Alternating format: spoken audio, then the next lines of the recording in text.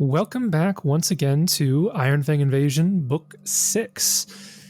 Last time, we had concluded the I guess not the siege of Phaendar, but the attack on the Onyx Tower within Phaendar. The four of you had stormed in, attacked the guys at the gate after forcing it open, then closed it behind you, took out the golems that were defending the main chamber. And then as the self-destruct sequence went off, you quickly made your way up to the top. A trap went off and hit Kieran, but he survived just barely. And you healed up and prepped before going into the final war room, where you were confronted by half a dozen of the commanders of this fort, one of which was Scabviston. And that fight went... At the start, it went pretty well for you because most of them were focused on the eastern wall. They were doing the self-destruct sequence. They weren't actually fighting back, trying to quickly get things finished before you took over, more or less. But as the fight went on, you started felling them one at a time, and it got to the point where they realized that they were not going to have the time to finish their procedure. So the remaining individuals turned and focused their fury on you. The MVPs of that fight on the Hobgoblin side were easily the one alchemist guy who was doing like 60 damage to Gideon, like every turn at least. And then Scabviston, who was just downing you guys one turn at a time. Unfortunately, at the end of the fight, turns out the Hobgoblins had wasted too much time on the sequence, and they weren't able to put all four of you down, given that they had already taken some damage from spells and whatnot. It came pretty close. Scabviston put down Oran and Gideon, but he wasn't able to sustain that onslaught throughout the rest of it, and Kieran and Jessup were able to put him down along with the rest of them. And then Kieran, and with the aid of Jessup and the others, managed to halt the self-destruct sequence and basically bought yourselves some breathing room. You were able to look around the rest of the tower, check out some of these rooms. There's an office for Scabviston, his main room, and then the secret chamber where he made a taxidermied statue of his son's corpse, which was very pleasant to find, I'm sure, for your characters. I think Oran's the only one who would have recognized who it was. And then you went back down to the bottom floor, and the other two rooms there were mainly just storage rooms or rooms with like some of their the payroll I think they had for all the people in the fort. There was a couple thousand gold, tens of thousands of gold in there. But ultimately you cleared out the tower, and we spent the end of that session kind of theory crafting a couple future plans. And I guess that's where we will jump back into it. I know that we had discussed a little bit off air in our group chat about what everybody wanted to do. Are there any revisions or alterations or questions or comments about the plan? Or does you just need me to like refresh your memory on what you guys were talking about? Or we're storming the keep. Yeah, I don't think so. I think the plan was the large scale plan is to gather all of our allies at this tower in Phaendar. So we were going to start, I think, by helping the Fae liberate their tower, or they already had. They were close. Yeah, they had already taken theirs. Oh, okay. So we were going to use this tower to bring the Fae here, and then we, with the Fae, were going to go to the tower that Sir Dak is at, and while he's sieging them from the outside, we were going to hit them from the inside, take that tower, bring all those guys here, and then we were going to go to the Multhune Tower to help them do the Multhune Tower, and then once the Multhune Tower is taken, we were going to all come back here. The only revision I think is we were, after we got the Fae here, we were going to finish taking over Phaendar with Sir Westlin, and then we were going to go help the Paladins. Oh, I thought that was already done. I think there's still some running around the outside. I think Westland's still fighting troops on the outskirts, correct? Yes. Yep. Yeah, they only had cavalry, right? Well, Sir Dak only had a cavalry charge, but Westland, a portion of his forces went to assist the Fae. That's why they were so successful so quickly. But that kind of left him a little bit understaffed. So he isn't currently doing like a large-scale assault. He's been trying to be a decoy more so than anything, taking focus away from you so you could take the tower. I'm assuming once we bring the Fae here, we're going to do pretty well because there's pretty large amount of forces on Western side, so we're going to flank them. Yeah, so that was the broad strokes of the plan. So yeah, I guess last calls, anybody have any comments about it? Or does that sound about like what you guys wanted to do? I think that was it, minus what did we decide we were going to do with the other towers? Were we going to destroy them as soon as we liberated them and we brought the troops over? We were going to try to synchronize a destruction, so they all went away at the same time. All right. Real quick, also, this plan, we are on the same day, so this includes not resting and going right in, if I'm remembering correctly. Is that true? Correct. Yes. Yep. It's been maybe an hour or so since the attack began, and the attack began at like 10 o'clock or so, something like that. So we're like approaching the noon time of the day, basically. Which I will say, totally down for, but just bear in mind on that initial assault, I expended quite a bit of spells, but that's okay. I'm good to keep going. Of course. There's always one in the group. Well, no, I just want the party to be aware.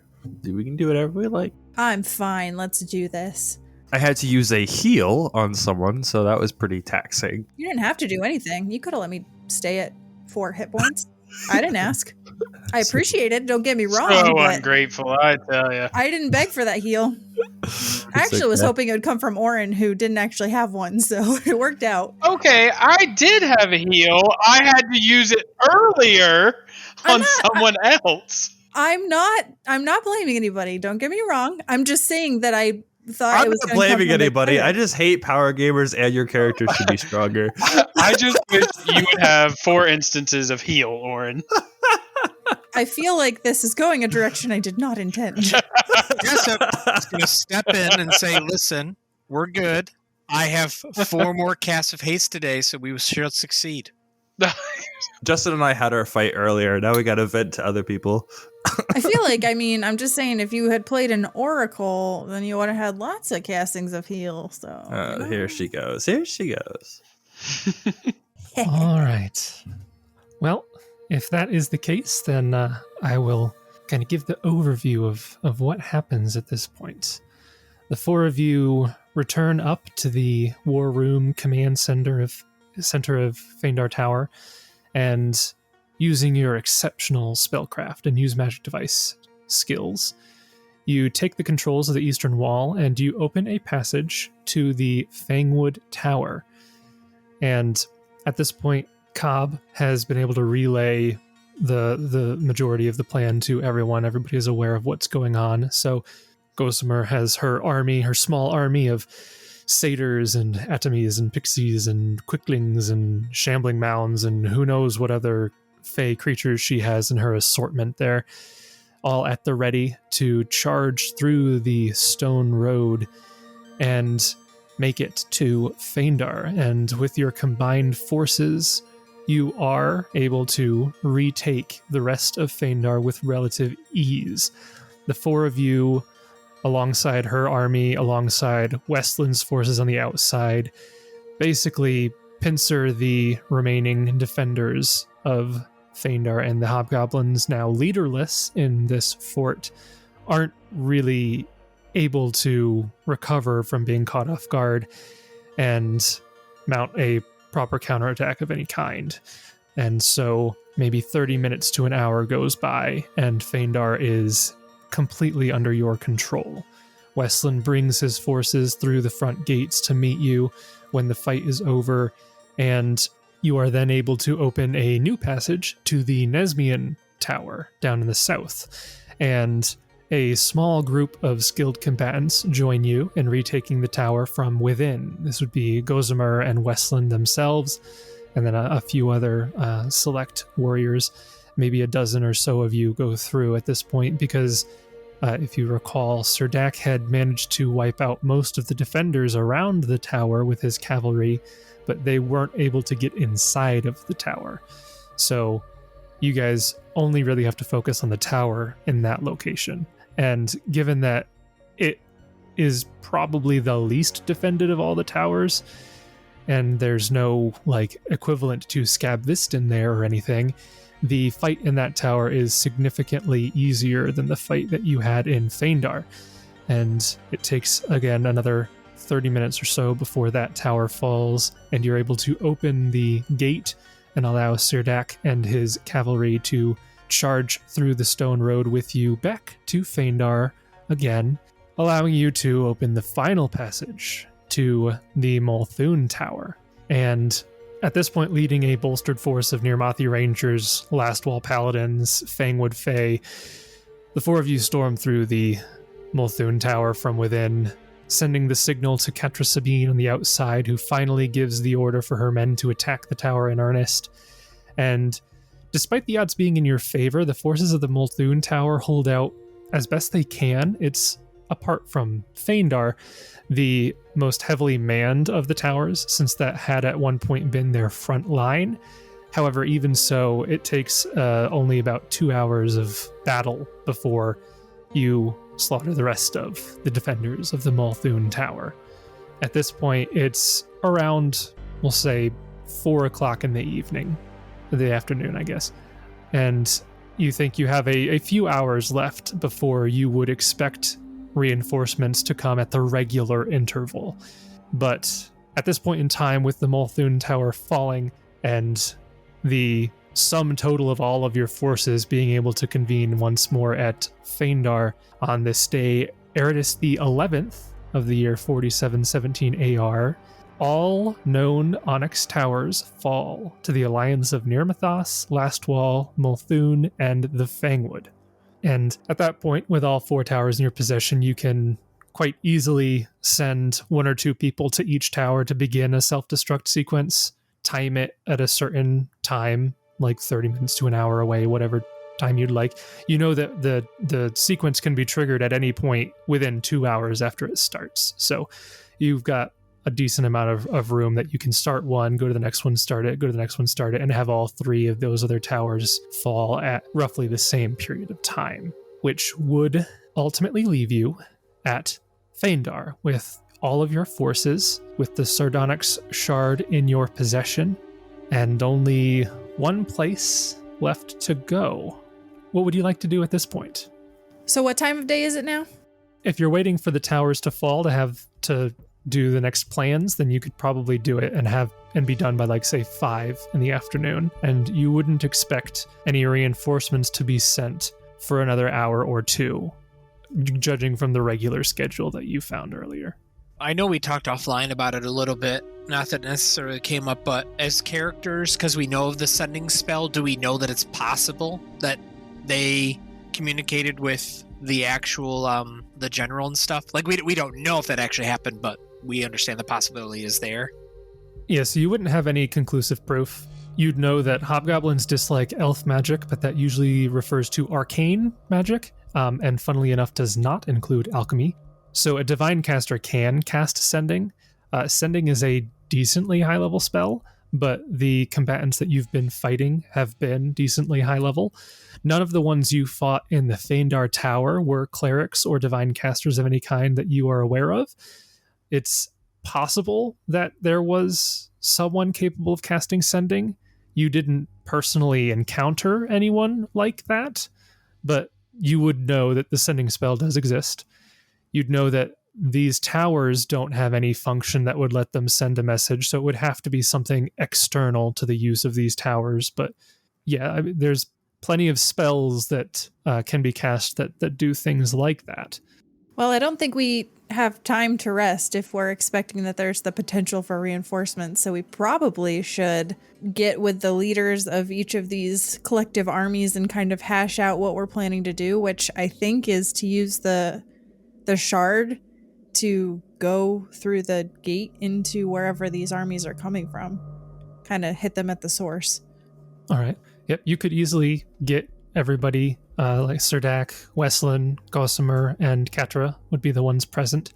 You could easily bring them all into either the war room at the command center up top or in the main chamber, whatever is most convenient. But you could gather everybody and have a discussion about that if you'd like. Yeah, I am in agreement with Sarah. I give our odds that they've received word an optimistic 40%. But I think that we have to hurry. All right. So all 8 of you gather up at the top, we'll say, and the 4, I guess you could say, generals alongside you kind of look tensely at each other. At first, nobody really speaks.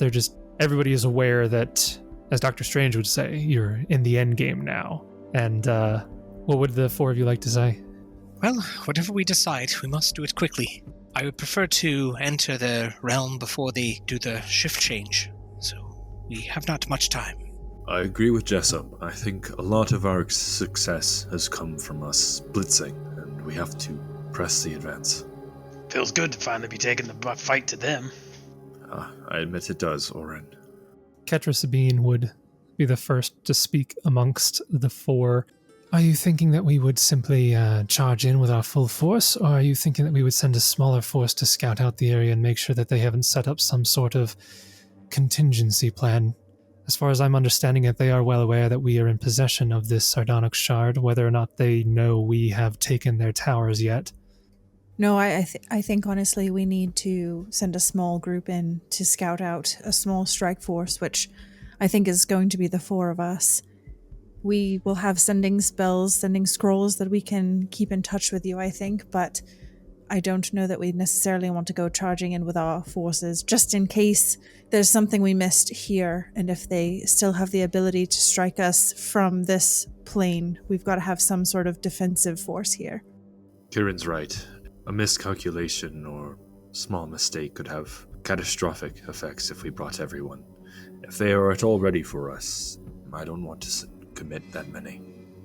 Well, I'm not quite sure how the shard works, but we can use it to open the portal here, but wherever we go to, are we sure we can use the shard to reopen it back up? I mean, we don't know where it leads.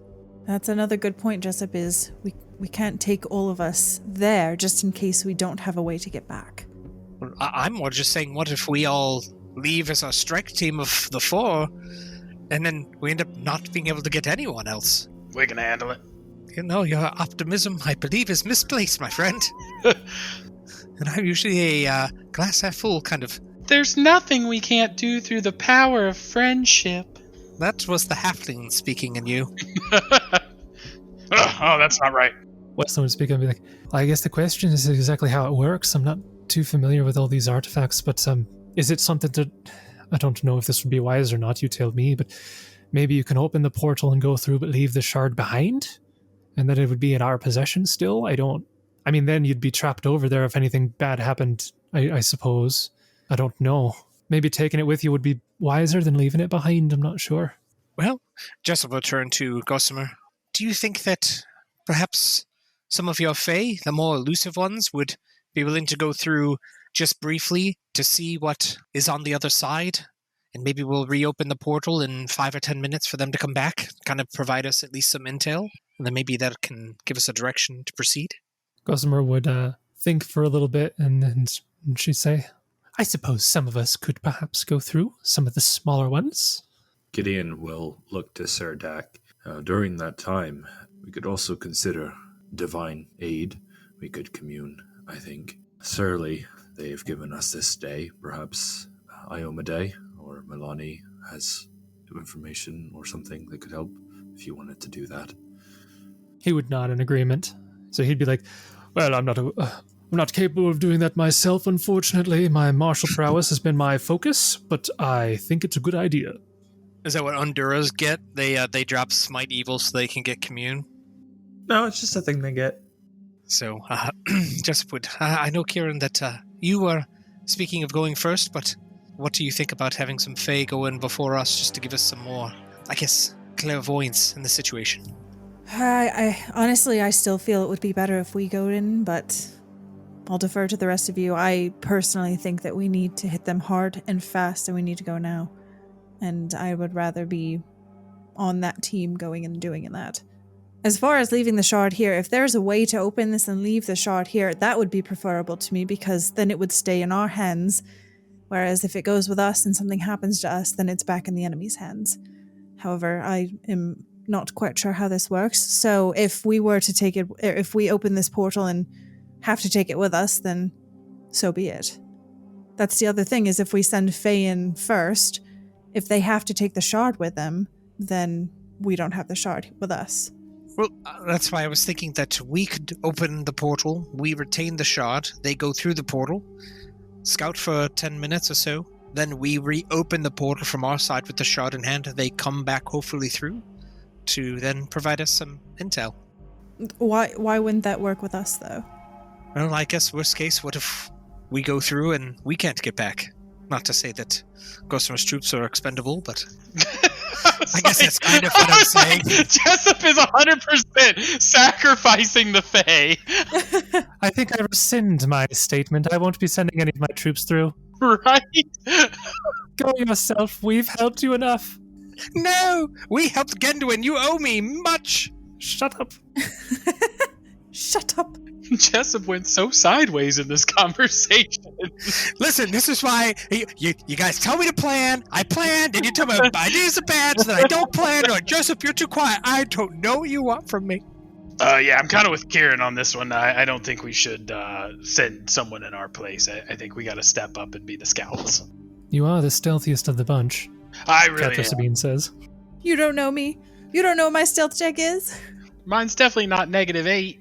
Of course, to be fair, depending on how these portals open, it's not like it's going to be a secret. You don't know. It might be. But Right.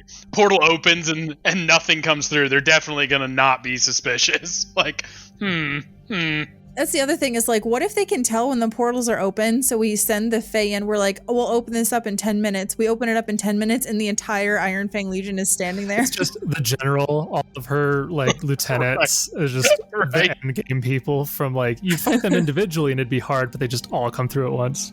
Yeah, because also what happens, I don't know if this is the case, like I doubt it is because of how planes work in Galarian, but like what if time didn't work the same there? So like we think it's 10 minutes and it's like 10 years.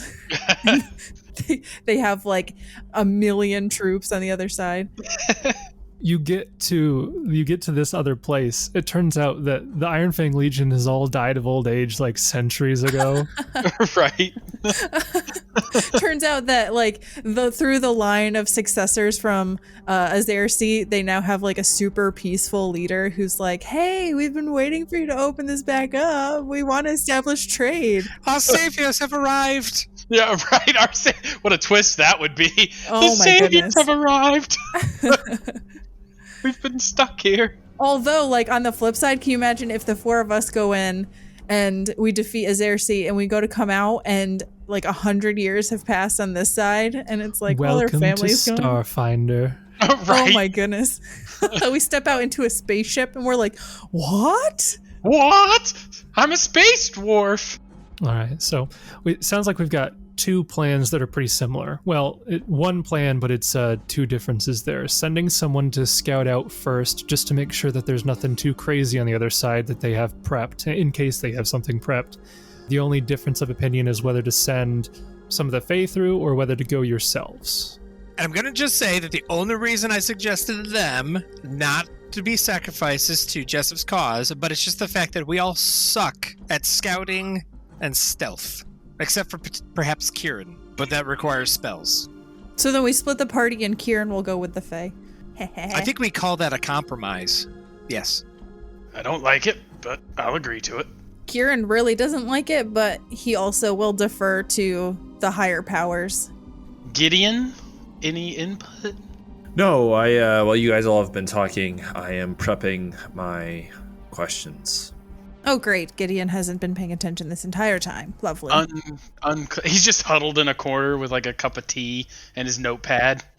Unclear. Why don't you answer me? So yeah, I guess you guys would talk back and forth about the plans, and then the room would go somewhat silent as all 7 of the remaining people in the room turn to look at Gideon, who has got a notebook out. He's just writing prayer questions. It's like his prayer journal. He's got that out, writing down. And then for the next 10 minutes, the room is silent as you watch. Dear Milani, How have you been? I've been well. No, that'll count as one of the questions. Don't ask how she's Right, been. how have you been? Right. Unclear. I like to think he wastes all of his questions with just like chit chat type stuff. No, he'll make a joke to break the tension that he feels a lot of pressure in the moment. What is the joke? I don't know. That's why I said it instead of the role playing it out. In the third person, Gideon says a joke to break the tension. Yeah, maybe. I guarantee you it falls flat. It's got to be some really like strange. You have to have read a bunch of holy texts and obscure scriptures to get It's the esoteric. joke. Yeah. So nobody gets it. Joke, Like, but it would have killed at like a religious convention. Oh man, everyone would have laughed. It would have been great. Even some wizards would have gotten it, but not with this group. Wrong crowd. That's all. And then I've got a few more left. So if anyone has additional suggestions, let me know.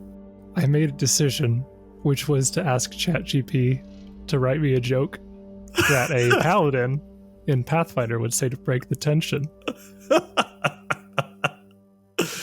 So, why did the paladin bring a ladder into the dungeon? Why? Because he heard the monsters were on a higher level of mischief. Oh my goodness, Kieran does not laugh at that. That does not deserve a laugh. It's so bad. I'm so happy for the future, man. That's a terrible. That is bad. So yeah, if anyone else has any other suggestions or any other further realms of inquiry, Jace, I'm assuming I'd work with Sir Dak. So if he has any ideas or guidance or things he wants to ask Iomade, maybe it's a unique opportunity since he can't normally commune with her directly or even one of her heralds, that maybe you can ask her a question he's always wanted to know the answer to. So this is using the commune spell, yes? Yes, as a spell-like ability, so I assume that uses my overall caster level, so I get 16, of which that is... And I was just making sure that these were the yes, no, unclear. Yes, no, unclear, that's 13 questions. I got room for 3 more, so maybe if one of them opens up a lead, we can ask some follow-up questions. I can just start going down through these, and you can think about that in the back of your head. Okay, yeah, sure. So... do you have valuable information that could aid our efforts? Yes. Should we press the attack as we intend? And I assume what you mean by that is your intent being to send a small elite force through first? Yes. Yep. Yes. Should we instead be more patient? No. Is the Legion aware that we have destroyed the towers? No. Have they prepared a counterattack, defense, or contingency? Yes. Do you know how to activate the artifact? Yes. If we go to the central hub with the... can we return? I didn't remember what that was. Can we go to the central hub with the shard and return? I'm going to say that one's unclear. Well, I guess you said can, yes. Must we instead leave it with our allies? No. Is any region in Nirmathos in immediate danger that we are unaware of? No. Do you know the location of any other towers beyond what we destroyed? No. Can we get to them? No. Is one in the forest? No. Is one in the plains? No. Okay. I think that clears up. I don't have anything else unless somebody thought of something they wanted to add in. I think that gives us... I think that essentially just confirmed to you that, as far as you're aware, there's no other towers. They aren't aware that you've destroyed 3 of the towers, but they do have a plan in place. They do have some sort of counterattack, defense, or contingency. Some of the questions are like, do you know how to activate the artifact? Yes. That doesn't really tell you anything.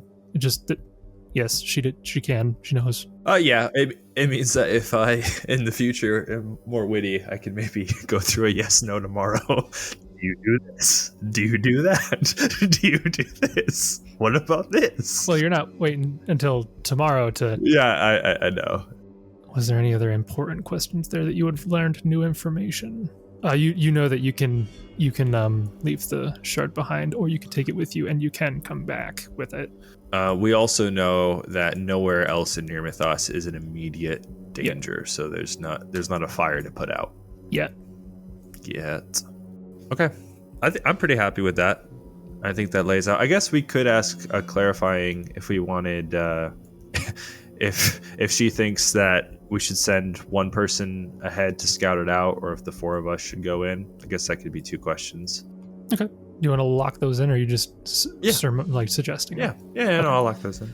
Okay, so should you send a small scout group out? That would kind of go in line with your second question. Yes. Should it be the 4 of you? Yes. All right, cool. Gideon's got he's good. His God told him exactly what to do, so he's going to advocate for that. I mean, how do you argue with that? Jessup, are you sure you don't want to ask Milani if, like, we should use the Fae as cannon fodder? Oh, yeah. Unclear.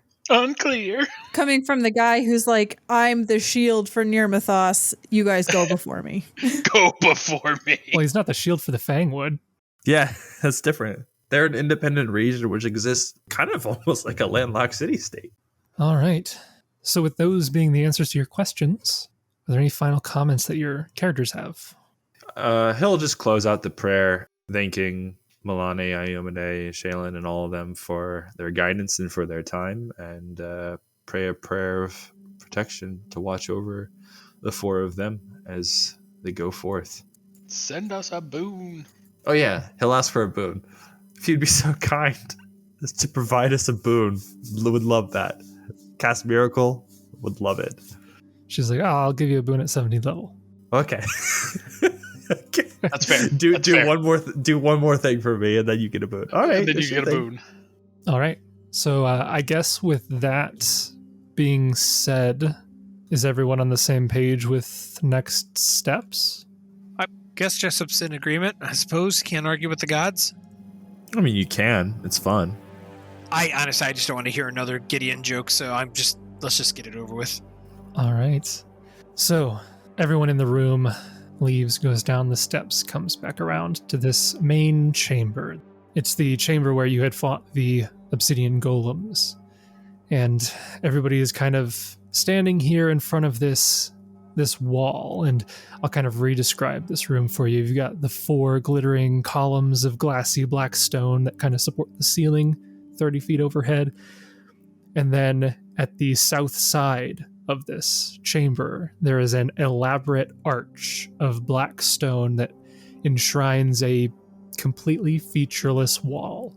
And whichever one of you has the sardonic shard, I imagine probably pull it out, not 100% sure of the procedure needed to activate it, but as you pull it out, you do feel it begin to slowly vibrate and hum in your hand, and it gets stronger as you take it closer to that featureless wall.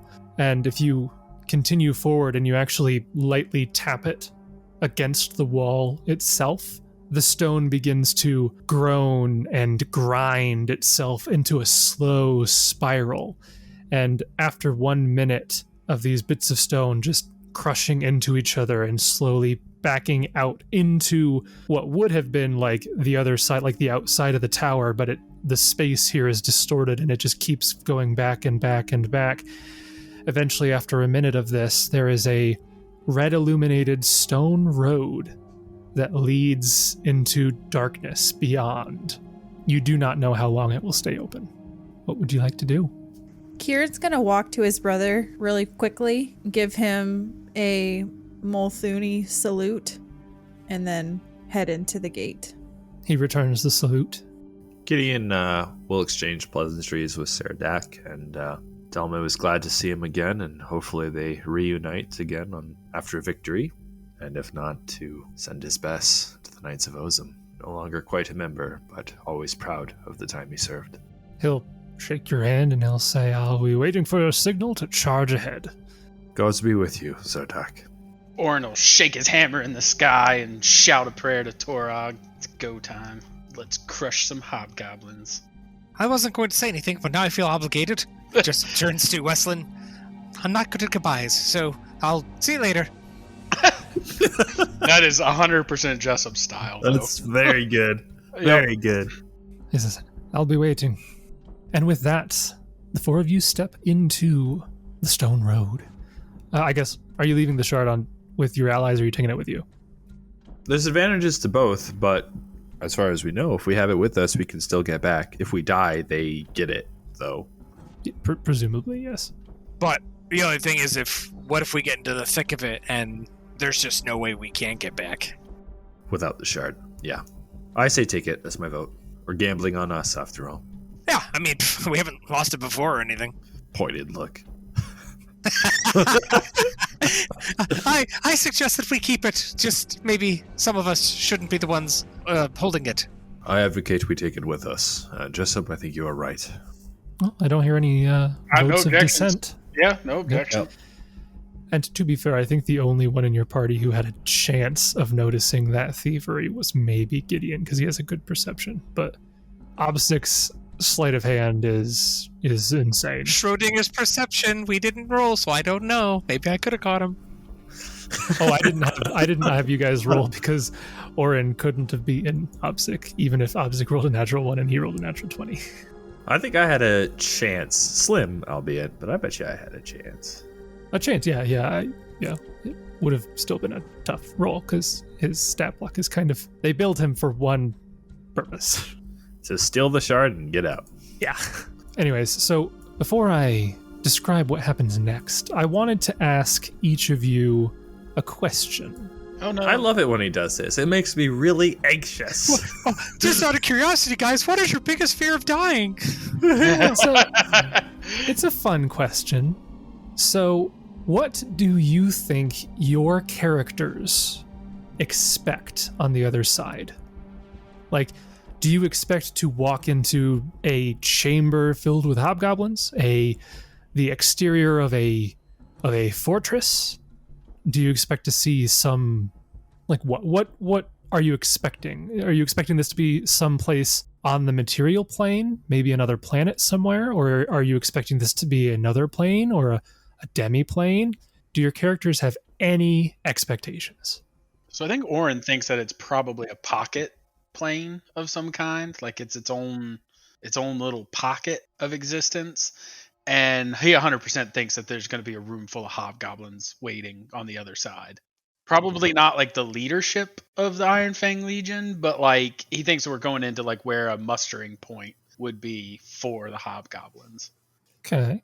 I think Gideon's expectations are grand. Something akin to, like, I don't know, a hyper efficient, hyper industrialized, huge, like almost like a city. Like this just giant barracks with tons and tons of, like the Death Star, basically, right? Like just tons of staff and soldiers and military personnel just in this huge space, organizing each of these war efforts and then dispatching units. I think that his impression of the Legion is that although most of the forces that he's fought have been relatively small squadrons and units, there must be some large army and tactical minds that are organizing this assault. Narratively, I'm expecting to run into like 1 or 2 people in like a small room, like a pocket dimension, and it's just like a little table, like I don't know, like the zombies lore from COD, just a little thing. That's what's been going on the whole time. Okay. I think it's going to be... I don't know if I would say like a pocket dimension, but I definitely feel like it's another dimension. But I just see, I don't know, kind of like not the Underdark, but I feel like the Underdark, and it's like this very, I feel like somewhat elaborate labyrinth of kind of a castle. Like a real dungeon crawl. Kind of, I think, where, yeah, it's like I mean, we've seen how magnificent and huge these Onyx towers are. I'm thinking like, this is, a step above. Okay. Kieran thinks we're going to step out of like the mouth of a cave overlooking like a war camp with potentially like a citadel or something. But he doesn't think that we're going to walk right into the citadel. He thinks it's going to be more like a wasteland sort of.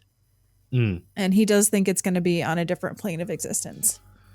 Yeah, I think the general consensus is definitely a different plane and probably pretty grandiose. Anywhere from a really epic large tower to like citadel to palace to sprawling almost metropolis city, like just a huge space. Okay. Interesting. Well, the 4 of you, your characters are kind of picturing these things in their head as they're walking through this tunnel, waiting, expecting something on the other side. And you walk for maybe 20, 30 seconds or so, but then suddenly you feel something move. And you look around and the whole road begins to vibrate and shake violently. It grows more and more like an earthquake is coming, and you're nearly thrown off your feet. You then begin to feel the whole hallway that you've walked into tilt, and it continues to tilt until you start sliding somewhat in the direction that you had been walking to. You maybe scramble somewhat to try to regain your footing. I don't know if you'd think to just dive forward or if you'd try to retreat back to where you came from, not knowing what's going on, but it's too late by the time you make that decision. And in a moment, the tunnel becomes vertical, and you begin plummeting towards the light at the other end of this tunnel. And you fall for only a few seconds before you exit this tunnel, and you find yourselves in free fall, far, far above the ground beneath you. If you look down, you have but, as I said, you're in free fall, you're not sure what's going on. It looks like you have miles to fall. What do the four of you do? Kieran deploys his parachute. Jessup uses grappling hook on Kieran. All right, so Kieran, you have... I have Featherfall, and Featherfall is one medium or smaller free-falling object or creature per level, no two of which may be more than 20 feet apart, so I can get all four of us with just one casting of the spell, assuming we haven't fallen 20 feet apart yet. That's good. So High level, baby. Featherfall is until landing or 1 round per level. What's your caster level? I am 13th. So it'd be 13 rounds, and you fall at a rate of 60 feet per round. Which is still really fast. Which is also, depending on how far it is, you might want to just kind of wait to cast, depending. So yeah, Kieran, so you would know that if you cast Featherfall now, you will, halt your fall for about 780 feet. But actually, we'll say you cast Featherfall, because again, you're in free fall, it would be a reflexive thing. You cast Featherfall, the four of you start... You're only falling, again, 60 feet per round is a decent speed, but it's enough that you're able to at least get your bearings and look around. And go ahead, everybody give me a perception check. And I'll... Yeah, I was going to say, this is a great moment. Us just falling out of the sky, quick feather fall. We're all just kind of suspended in this almost zero gravity situation as we're looking down and falling slow. What do we see? This is a cinematic moment, Jace. Mine is a 16. 16 on the die. I'm happy. A 34? I'll take that. It's not a good roll. Your perception's 28. Yeah, you didn't have a chance against that guy. Well, that's too bad. I am often higher than that because I buff it every day. Oh, gotcha. All right, so 26 perception from Jessup, 16 perception from Kieran, 23 from Oran, 34 from Gideon. I have moved you to a new map. It should look black, yes? There's just a fog of war you're looking at? Yeah, just a black map. Yep. All right. You find yourselves descending from the ceiling of a colossal chamber, cavern of some sort. You look down at it, you'd estimate you are almost 2 miles in the air. But if you look up, there is no sky. It's just a cavern ceiling. And you look in all 4 cardinal directions, and it goes on and on. Do any of you have a knowledge geography, or I'm gonna say knowledge geography for this. I do, yes. Okay, anybody who can, go ahead and make a knowledge geography. 11. Okay. Kieran, you're looking around, you're not really sure the dimensions that you're dealing with here, but Jessup, as a trained Tyrannosardo ranger, you have a couple tricks up your sleeve and try to calculate distances based on what you've experienced in the past, roaming the Nesmian plains, and this chamber is massive. You think in any direction you look, it's got to be 50 miles before you see a cavern wall. Some of the distances are so far you're not even sure if it's a cavern wall, if your eyesight's just not reaching that distance. This chamber is probably comparable to the size of Nirmathos, really, but totally underground. You don't see sky anywhere. But the whole chamber, despite being underground, not having any sunlight, any sky, any moon, stars, nothing, the whole chamber is brightly lit, as if it were daytime. The ceiling around you is just littered with phosphorescent fungi and alien crystals that refract light in just kaleidoscopic ways throughout this entire chamber. So that, as I said, it is daylight no matter where you look. And that's how you're able to determine this colossal size. And if you look down, you can see that it is a thriving ecosystem. In the distance, you can see a great lake, and on that lake is a citadel that glitters like a wedge of cut glass on an island of silvery blue. There's a river that goes to the south of this lake, and a river that goes to the north. One blue, the other one kind of a topaz. They both tumble down winding rocks and rushes. The river to the north, the one that is closer to you, bisects a colossal valley of trees and fields and gleaming crystals.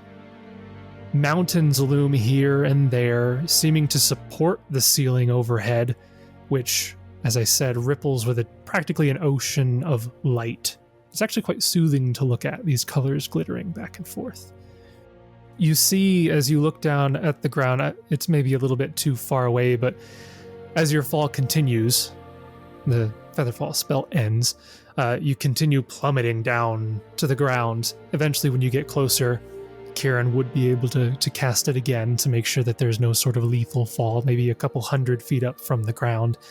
And as you get closer, you can see that this chamber is lush with varied landscapes. There's all sorts of different flora and fauna that you're seeing running around in these forests and fields and such. It's a whole other world, really.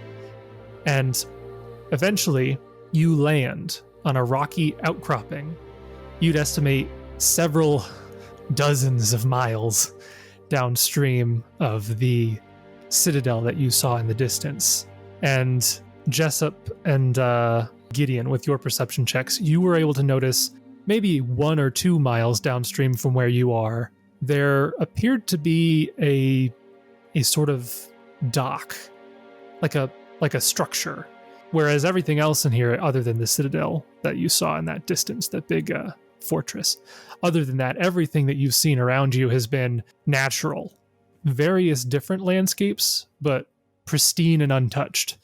But you do see this, it looks like a dock down the way a little bit. And I will, having described kind of all you see, I'll reveal this map to you. Oh boy.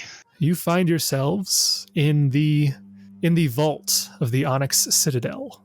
Can you imagine if we had sent all of the troops through and they just plummeted? There goes our entire army, boys. Yeah, that's why Milani suggested for review specifically. Ready for the water. Also, did I hear you correctly when you said it is a 50-mile radius in all directions? It's a lot bigger than I imagined. Yeah, let me give you some more precise measurements here. Do you guys see the blue circle there? That is where you have landed, right? This purple circle is the dock that you saw. I said a couple.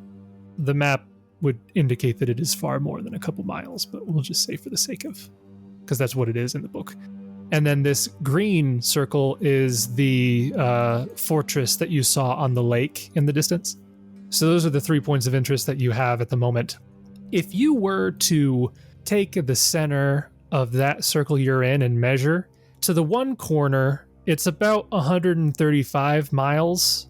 The other corner is like 120. The nearest corner to you is, like, like I said, 50 so miles, and then the next nearest is 80 miles. So you're telling me these dimensions are correct? Yeah, so you're estimating that, I mean, this is only because Jessup rolled a 30 on his geography. You're estimating that this is probably about 170 miles wide by 120, 130 miles the other option, the long. Whoa, how many? This is like a country in and of itself. I was like, how many square miles is that? That's as big as a state. That's as big as countries. Yeah, this single chamber is almost continental in size. Like, you see that it has outcroppings that go deeper in. So I guess just this like if you're not including all of the different tunnels that might go out to other places, it might not be quite that big, but it's still a mind-bogglingly large underground structure. It makes me question like why the hobgoblins, like if they get access to it, why would they want to conquer outside of it? Like you just got access to your own independent nation for the most part. Yeah, you just had the same thought. I was like, why are they attacking us? Like Right? all of the sympathetic causes that I could have justified for the Legion in my head. What are you doing? You've got a whole. It's lush. It looks beautiful. There's mountains. There's plains. There's rivers. What are you doing? Put down some roots. You don't need to invade.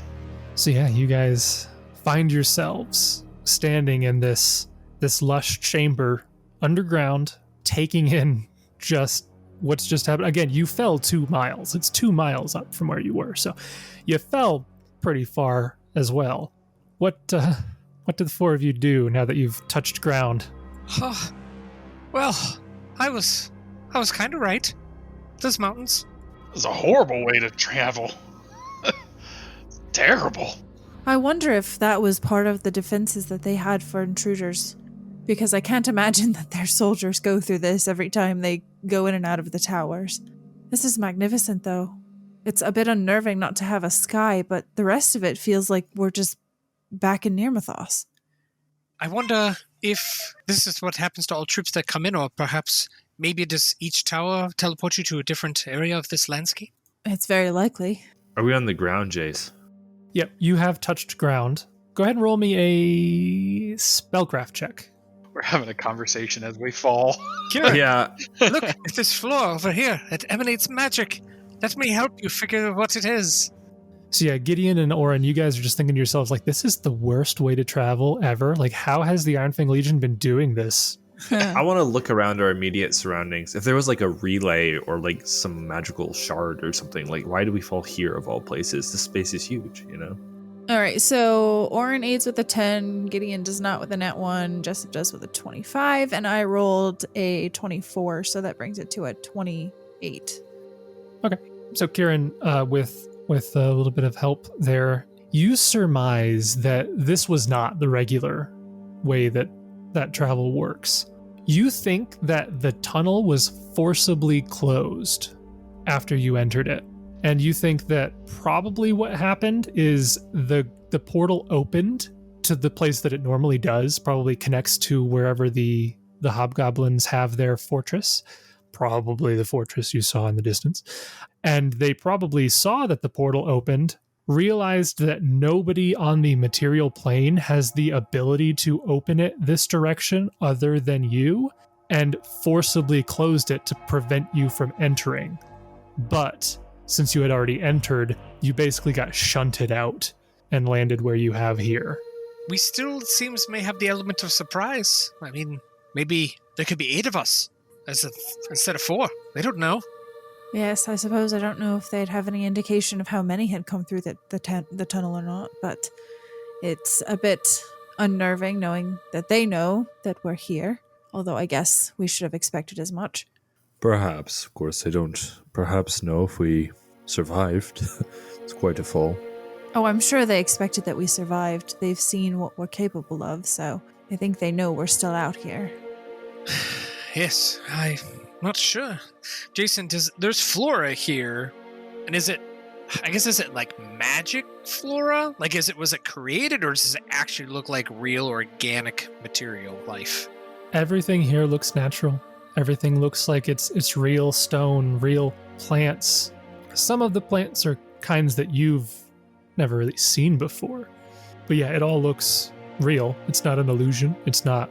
There's maybe a essence of magic pervading the whole area, but... Right. do trees not need sun in this world? Evidently not. Yeah, actually, what is the light right now? Is it like dim, bright light? It's a normal light. Normal lighting? Okay. Yep. It's not bright, not dim. It seems like we have a long trek to go. I would assume, since there's this flora here, that perhaps there are creatures, inhabitants. Maybe owlbears or owlbear bears. Seems like we'll get our rest after all. Yes, I do think that now that we're here and we can see what we're up against, maybe time is not as much of the essence as we originally thought, I guess. We're pretty far away from our target, assuming that our target is that citadel. So we're going to have to rest at some point because, I mean, I could try to teleport us. I just don't know how teleport works, and I have no idea what that place is, so who knows what would happen. Kieran, could you, if we're planning on resting, do you have any more uses of Dimension Door? Let me check. I do. We should see if dimensional travel even works here, if there's not an anchor.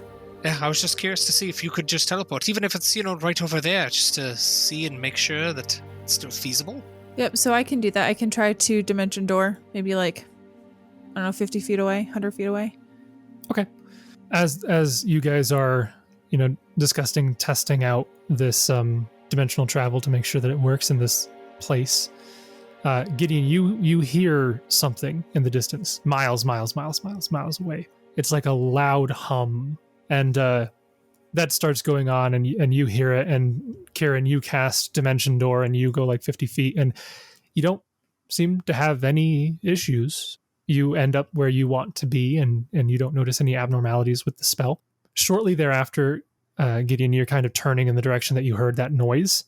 You see 3 beams of light streak into the sky, or I guess into the cavern ceiling, going straight up to the top. Just these perfectly straight beams of light going upwards. And you look in the direction of the citadel that you saw, which is downstream, and from where you are, there's kind of a perfect angle for you to see through the trees in the distance to where it is. And you see a weird sort of barrier forming the entirety around that fortress, as light from these beams, at the base of these beams, wherever they are, seems to be surging towards it. I'm just saying that I think the writer of Ready Player One ripped someone off. I see what we have to do. Stupid video game mechanic. They won't be expecting us. Yeah. This is the Halo, is it Halo 3 level where you have the elites go to one tower, Master Chief goes to one tower, and then Johnson goes to another, but Johnson F's it up, so... It is kind of like that, isn't it? This is pretty dang cliche, if I'm being honest. I love it. I'm eating it up, but... I worry if they know that we're using their portal, if they're going to try to summon more troops to Phaendar and try to overtake. It's risky on their part, but hope Weston and the crew is up for a challenge, potentially. It's just this big, shielded dome around the citadel, Jace. It looks like it, yeah. It's kind of translucent. You don't know if that, you're too far away to see too many details. You don't know if it's blocking things from moving in and out. You don't know if you have no idea what it's doing. You just know that these beams of light are going 2 miles up into the sky, and then at the base, they seem to be following the ground in these snaking patterns. I know on the map it looks like straight lines because it's easier to draw straight lines, but these snaking patterns winding up to the fortress and making some sort of dome around it. Jessup, kind of under his breath, leans into Kieran. 50 platinum, you can't teleport in there any longer. I would imagine you're right about that, Jessup. It's funny, they don't like elf magic, but they have a lot of magic-seeming things about them. Just note that this was not a hobgoblin artifact. It's not dwarven either. I thought it was, but I had some dreams and was corrected. But Visions, you mean? Visions, yes. But don't forget, we still have... what's her name there? The serpent snake. She's still alive. So I know that Xerxes must have some allies that still might be very keen on using this magic, even though they may not. So are you all thinking what I'm thinking about what we're going to have to do? Oh yes, we are going to have our friend Oran here, and he slaps him on the back, turn to an elemental and burrow us through. They will never expect that, because we all know that this portal barrier thing will not go underground. It's impossible. I can burrow too. If I turn into a dragon, I also can burrow. It'd be hilarious if we could. The book's like, gosh darn it. It's nobody expects burrow. Yeah. So what are you thinking? Should we try to set up a camp somewhere secluded and talk about this some more and make sure that we all know what the plan of action is going to be? Jace, so obviously time here will work as it does, and its day-night cycle as it does or doesn't. But for us, what's our local time? It's probably still like 5 o'clock. It's probably only been like half an hour. For us in real life, it's around 7:47. Yeah, right. So I meant like near Mythos Central. Would you say? Let me pull out my sundial. One moment. So you had set all the towers to be destroyed at around, we'll say, 5-ish. You had that conversation. At this point, you are also taking in the sights. We'll say 6 p.m. is what you're used to. You would probably surmise. I guess there's no evidence to say one way or the other. You don't know if there's a day-night cycle here at all. No idea. Sorry, I just did a little bit of math. I had to figure out what time zone near Mythos is in. I don't know these time zones you speak of. Our farmers don't set sundials ahead. But I don't know, and I'd like to take a guess that even though they closed the road because they know we opened it, they might not know how many of us we are and where we were necessarily shunted. So I think the more things that we can do to be discreet, the better. Once we, of course, maybe take over one of these areas that has the snake laser beam, that might give them some indication and information, but up to that point, hopefully we have a little bit of the element of surprise. Well, again, I ask, should we find a place to camp for the night, as much of a night as we might have here, or do you propose that we travel for a ways? Yes. The other thing is, we don't know, to Jessup's point, what creatures live here. We probably will encounter some hostile activity if the past isn't any indication, so we probably should not try to press too far pending what resources we have left. I'm good to carry on a little bit, but I will defer to the rest of you. I know a few of you were merely tuckered out in our last encounter. Jace, what was this again? The blue circle is where you guys landed. The purple circle, it looks like some sort of like dock. It's not a port, like you wouldn't have ships there, but like imagine like small cabin with a little thing there you go fishing out of type of deal. Definitely some sort of like non-natural structure.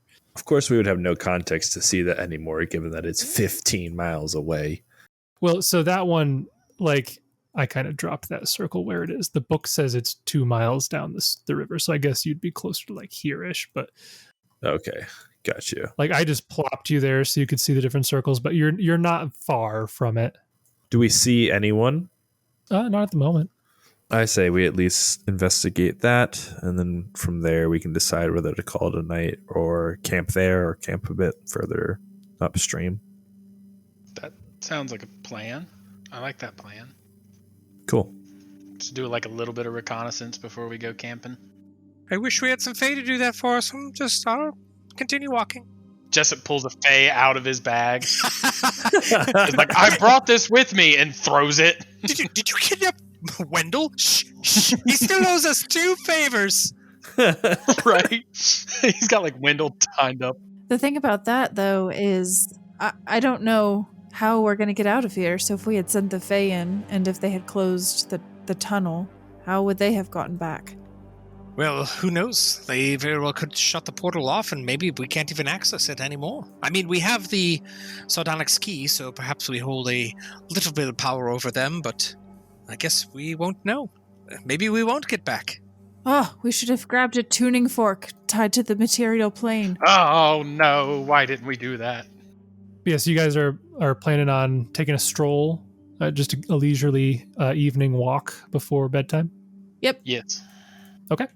So you guys start making your way downstream, and as you do, you're looking around at the various things around you. You notice that the water of this stream is crystal clear. It is probably the purest stream you've ever seen. And that's probably saying something, talking about Near Mythos, which is a relatively untouched natural area in the 60 years that it's been under control by the Rangers, at least. You get about a mile. You're like almost at the dock. You're half a mile away, something like that. And you see movement ahead of you. There's creatures making their way towards you slowly. There's several of them, and they all appear to be small in stature, maybe 2 or 3 feet tall. Maybe one of them's, like 3.5 feet tall, pushing it. Maybe he's the tall one, But they all look like they're basically like halflings or gnomes or something, small creatures that are slowly, cautiously making their way in your direction. One of them has a pickaxe in hand. One of them has a fishing rod. And like I said, they're just slowly walking towards you. What do? They're about 100, 200 feet away at this point. Jessup will... Can I see to identify what they are, or are they too far away? Sure, yeah. Roll me a knowledge nature. Oh, wait, I have that, I crap think. baskets. 24. That's terrible. I have knowledge nature, actually. Yeah, I'll try to aid because mine's only a +5. So a 13, I do aid. Okay. 26. All right. With that, you are able to identify these creatures. And I had to look up the pronunciation because I thought they were pronounced one way. They were pronounced a different way. So these creatures walking towards you are small sized, as I said. They have pale yellow skin, blank, bulging white eyes, and gangly arms and legs. And I'll actually put a little token out there that you can see what these guys look like and the name of them. You all see that? The handout I just popped up? Oh, they're like friendly looking Smeagol's. Oh, I know what these are. Yeah, they're basically Smeagol's. Yeah, that's kind of what they are. I know what these are. They appear in something else that I won't spoil, but yeah. Is it pronounced peck? It's actually pronounced Pech. Pitch. Peaches. Pech. Petch. So Jessup, you identify these as small fae with the earth subtype. And you can ask 2 pieces of information about Petches. Where are they normally? Where would you normally find them? You would normally find them. So, I guess as a bard, I'll give you a little bit of extra historical information here. They serve the forgotten masters of the deepest caverns of the world. You'd often find them in like the 3rd layer of the Darklands, in the vaults of Orv. You might find them in the upper layers too, but like they're known for having been servants of whatever creatures created the vaults of Orv deep in the Darklands of Golarion. But they're also known to exist on the plane of Earth. But as I said, given that they have the Earth subtype, they are residents of like caverns and such. You'd know that the history of it, again, anything relating to the masters of these creatures is so ancient, like it predates Earthfall by like a lot. Before the Age of Legends stuff. Their masters moved on somewhere, who knows where. They're gone, leaving these creatures, without any master, without any guidance. And so they just sort of took refuge in tunnels and such. And that's kind of where they showed up. You know that over the many, many, many millennia, the different horrors that they encountered throughout the Darklands transformed a number of them into Darrows. And if you were to let the other people in the group know, oh yeah, these turned into Darrows, that's what they're known more as on Golarion. Oran, you probably wouldn't remember this was a long time ago, but you fought Darrows once. This was in book 1 in Mistholm. Do you remember the lower level of Mistholm? There was a chamber. The forge where Kyning took up. Yeah. There was a chamber that you fought, a gelatinous cube, and right on the other side of that chamber was an ancient forge. They were ancient. There were 3 undead creatures in the forge. Those were undead Darrow. Okay. Yeah. And you also recall that in the final chamber of those lower areas, you found a crypt with some creature, the crystallized husk of a corpse from who knows how long ago. And I think, Oran, you actually specifically were able to identify that the stonework of that lower area was thousands upon thousands of years old, predating Earthfall, predating dwarven history, right? Just truly ancient stuff. But that's all that you really could gather. But with Jessup kind of giving some of the historical context of these Petches and how they turned into Darrow, putting that together with what you found in Mistholm, you think that corpse might have been one of these forgotten masters, whatever they are. Oh, Is that a candle on his head, by the way? Yeah. Is that normal? They wear those when they're in the tunnels, but these ones don't have the candles, or maybe some of them do. They're just not lit because it's light in here. So it's like a mining cap for him. Yeah, they'd only need the candles lit if they're in a dark tunnel. I was going to say, so wait, they don't have certain types of vision, but that is not going to be one of my questions. And nor was the candle on the head either. That was just, I just want to make sure. They do actually have dark vision. I don't know why they have a candle on the picture, but yeah. Okay. Well, dark vision's not color vision, so maybe they need to see color. In the Oh, okay. Touche. So I guess that was one piece of information, Jason? Yeah. Yeah, I mean, I guess what's their common natures? Common natures. Yeah, I mean, are they usually like alignment? I'm sorry. Oh yeah, I usually give alignment for free when you identify them. I just didn't mention it this time. So again, I said that they were small fae with the earth subtype. They are typically neutral aligned. Okay. And then what is their, I guess, preferred language? What is it? What's the earthen one? Yeah, so you would know that typically, so conversations with Petches aren't a commonality on Galarian, but they have been recorded to speak in Terran and Undercommon. Terran, that's the one I was thinking of. Okay, cool. They have not really been recorded to speak Common for unsurprising reasons. It's the most common language. Even aliens can speak it. Well, I guess, well, I suppose these might be some natives. Maybe they should provide some information. I mean, that one looks like he's ready to go fishing. I doubt. You've never met a bad bloke that's a fisherman? We should just be careful. I don't know if they have any way to warn others. We have no idea if they're tied with the hobgoblins or not. Well, we can try to avoid them or try to be cordial. Would it make sense for the three of us to hide out or here's another thought.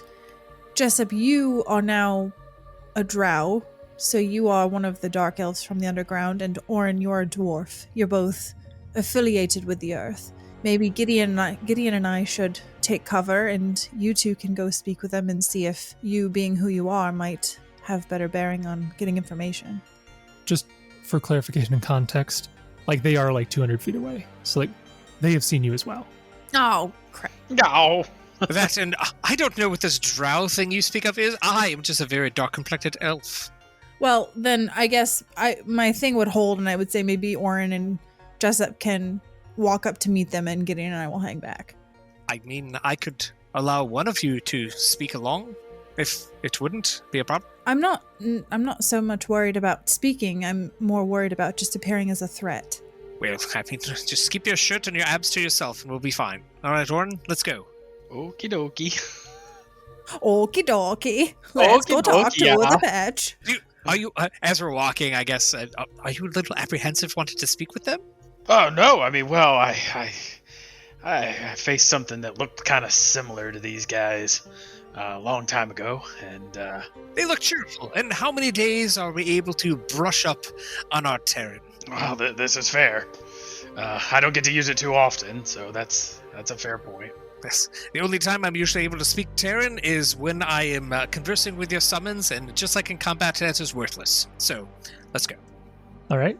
So you begin approaching them, and as you get closer to like within like the 60 or so feet, one of them steps forward. It's the one with the pickaxe, and is like looking at you very warily, and speaks in Terran. Says, "Who are you?" My name is Jessup. This is Oran. Oran kind of like raises an eyebrow to Jessup. This is my Terran voice. I'm Oran. I don't know why he sounds like that. The Petch, cocking his head to the side, confused at this interaction, says, "Are you allies of the Iron Fangs of Azersi?" Oh, well, that's exactly what we were going to ask you. I mean, we were coming through this portal, and it just collapsed on us, and we landed here, safely, unscathed. So we were, yes, on our way to go see them. Are you allies as well? The Petch kind of looks back to his buddies. Roll a sense motive. I actually have a decent sense motive. I'm excited. these guys aren't with the Legion. Wow, I rolled a 2. Wow. 39. You were able to distinguish that When you say that you are on your way to see the Iron Fangs of Azersi, the Petch looks frightened as he looks back to his allies, and you can see that he's not sure how to respond. Like, you can see that he's trying to think of like what he needs to say, but you can tell that he's scared. No need to be afraid. Speak your mind. Well, sirs, we didn't mean to get in your way. If you're here to see the fangs, we'll just step aside and let you just pass by. Are you not friendly and or cordial with the bulk of the Legion here? Oh, we would never think to oppose the great Azersi. We are just minding our own business here, that's all. No hostilities at all, sir.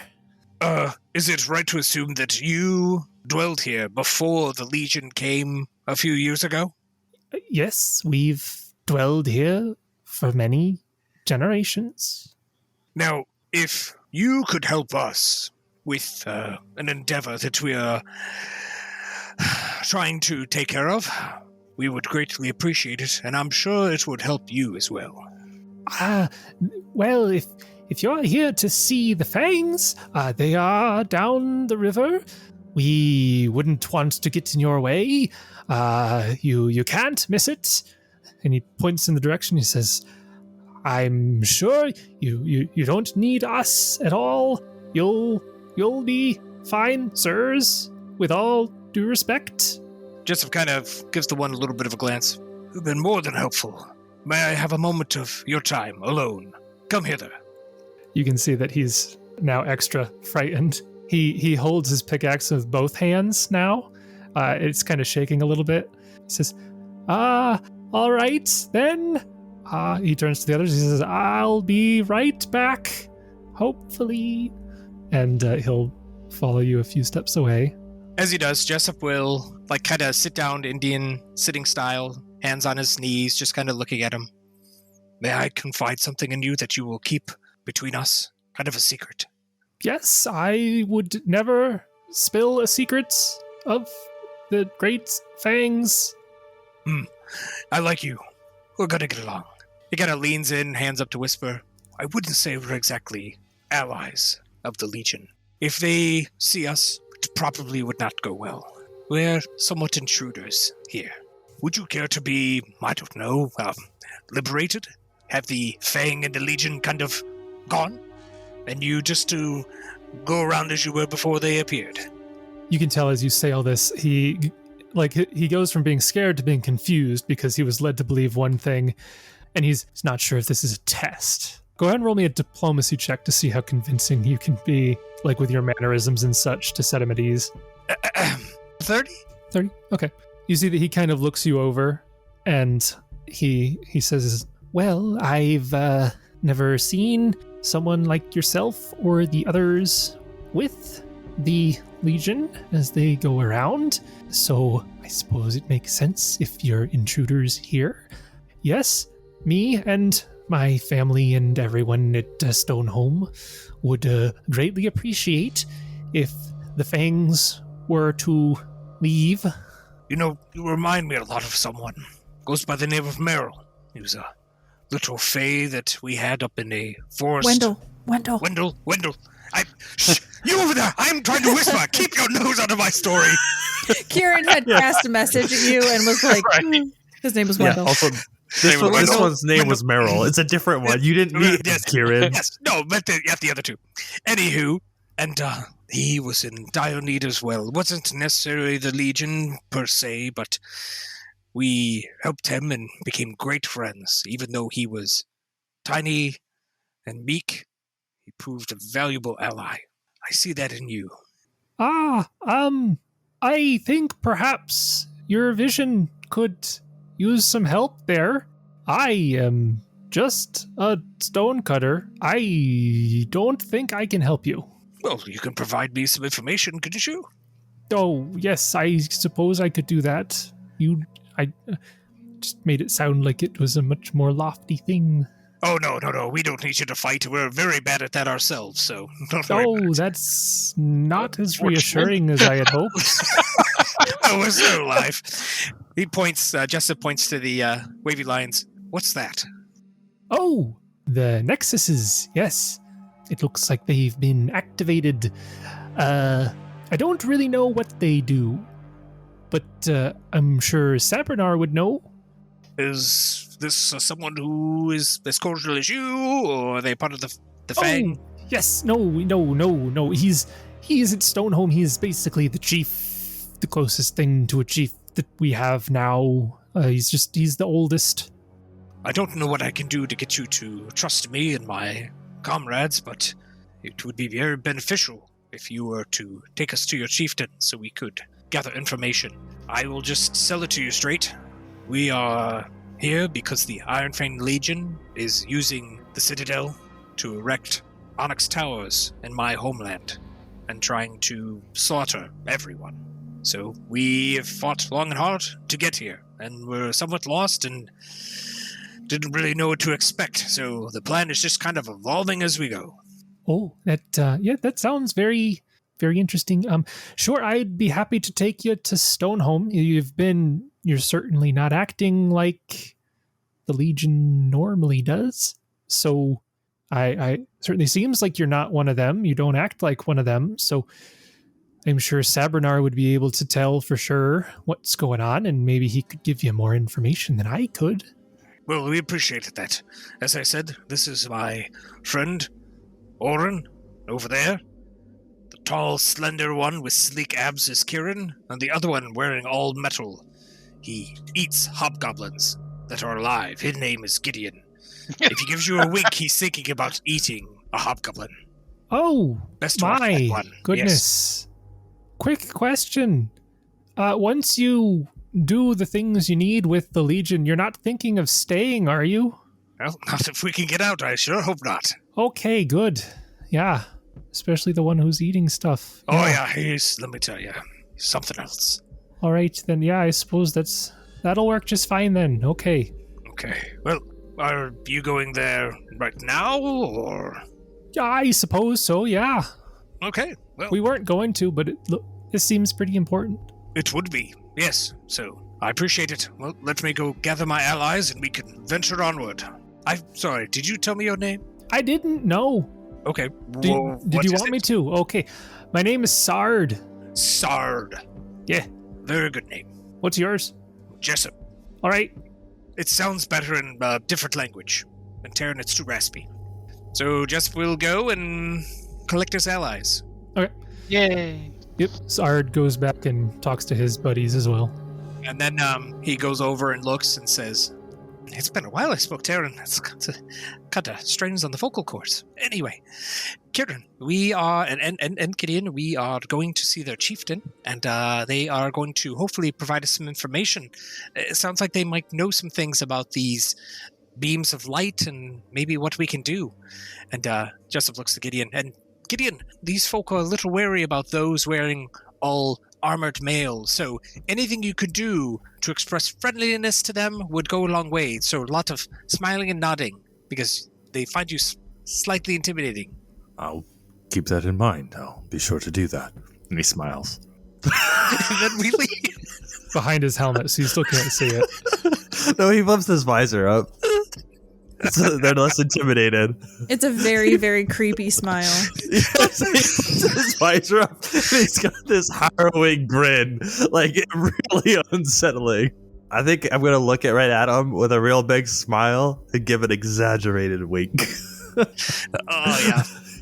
Nice. Hey, if I'm gonna die, I'm causing trouble beforehand. Yes. Yeah, you can see all the patches visibly shudder as you do that. But yeah, they will lead you all in the direction of Stoneholm. So I'm just going to move the blue circle over here. It's not very far from the dock that you are at here. It's into the forest a little bit. There is a large hill. It's kind of like it's not really a cliffside, but it's I don't know the right term for the geography of it, but you see there's a sort of large settlement built into the stone around the area here. It's I guess best way to describe it, it's built into the side of the hill that rises from like these fields that are around here that the river goes through. It's like been hollowed out. And I'll actually move you over to it here. I really hope these all have fog of war, because if one of them doesn't, that's going to be quite the shock. I don't see anything. How long, Jason, do you think it would take for us to get there? About the 10 minutes. Oh, okay. I guess if it's not going to take that long and he gives us any indication of us getting there quickly, I'm going to cast a couple 10-minute per level spells, if that's fine. Okay. I was just going to do 2 casts of tongues, one for Gideon, one for Kieran, for Tyrion. All right. Yeah, so I've revealed kind of the hillside here. So you can see a hillside, and there is a cavern, that kind of a hollowed out cavern that digs into it. And these patches lead you into the cavern. And you can see in this hill that's been almost completely hollowed out, there are several dozen little stone buildings that have been erected here. And as you look around, there are several dozen of these patches walking around. You'd estimate that, given the number of buildings and the sizes and such, there's maybe a little over like 100 people who live here. The patches lead you through, there's no really road here, but they lead you through the building walkway here. All the other patches in this chamber stop to look at you, and they're not really sure what's going on. But you are led to the largest room in this area, which is this one here at the very back almost. And Sard goes in first, and you can hear some speaking going on, and then he comes back out and he says, "Yeah, Sabranar is happy to see you, so you go right in." And the 4 of you can walk inside of this building. And you see, once you go inside, you see a very, very old, stooped Petch, just kind of back hunched over, sitting on the ground. And he looks like this. Yeah, he's undead. Is that crystal eyeballs? You can see that he has crystal glasses on. He's very fashionable. How could I guesstimate how old he is? You would think that he is, so given the different categories Pathfinder has, like middle-aged, old, venerable, whatnot, he is venerable. He is as old as you can get before you die. It doesn't give me his exact age, but it does tell me that he is a venerable Petch. What's the average lifespan of a Petch? I looked it up. I'm not sure. It doesn't really say. Since they aren't a playable race, they don't give me a lot of information. Gotcha. Cool. Given that they're Fey, I'd say probably quite a long time. But is that his name, Squinting Sabranar? Sabranar is the name that Sard gave you. Okay. Oh, so we're just able to freely approach him? Yep. He kind of waves his hand as you come in to motion for you to sit down, and there's no chairs, there's nothing to sit on. You just kind of have to sit on the ground like he is. And he just kind of looks you over and says, "Oh, my Will Sard said that you were coming to help us out. Something about freedom?" Yes, thank you for meeting with us, Chieftain. Don't mention it. Yes, myself and my allies came to here to stop the Iron Fang Legion. My hometown was destroyed by the Legion, and my people are attempting to be enslaved and killed, if not worse. So it is not ideal. So we are here to put an end to their reign and merely come seeking guidance and information. All right, yeah, that sounds great. What kind of information you need? I've lived here a long time. Long time. I don't know if I'll be able to answer all your questions, but I'll do my best. I guess first off, what are those 3 beams of light that are circling now the fortress? Oh, yes. Well, you see, that's one of the nice things about the vault here, friend. It's got a pile of geomantic nexuses. It's old magic, funny stuff. Rebuild your home, make your home lucky, make everybody in your home sturdy as stone. Their snake lady has been rejiggering them into something new, though. Got the whole vault shaking sometimes. Vault don't know what's a doing.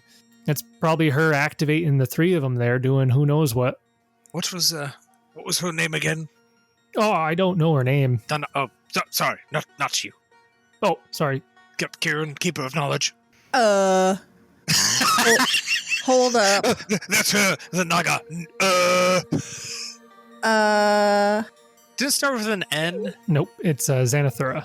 Oh, Xanathar. That was it was a silent N. That's right. Darn it. Anyway. Yeah, Yes. Yes, we ran into her, or at least a proxy of her, Xanathura. She is one of the general's main, I don't know, lieutenants or advisors, sort of. Yeah, that sounds about right.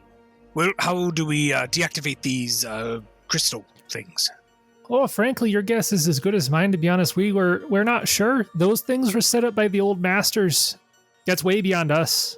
Haven't touched them. Jessup turns. Anything you all want to know? What are we up against here? I mean, how many troops they have at the different areas? Are there certain areas we should know about? We were planning on going. We didn't make it to the dock yet, right? You were past the dock. The Petches that you met were like not far from the dock, and when they led you here, they kind of passed by the dock a little bit because it's not far from this location. Gotcha. Yeah, so I mean, I guess Oran would just basically ask them like some logistical questions, like if they know anything about how many forces are here and movements. Are there any other areas in the cavern, if you will, like that they should know about besides just the hold? Gideon wants to know if the Legion has recently come or if they've been here a long time or kind of get a timeline. Obviously, I don't know how time works here and if it's days or however they count it, but, was it not always like this, basically?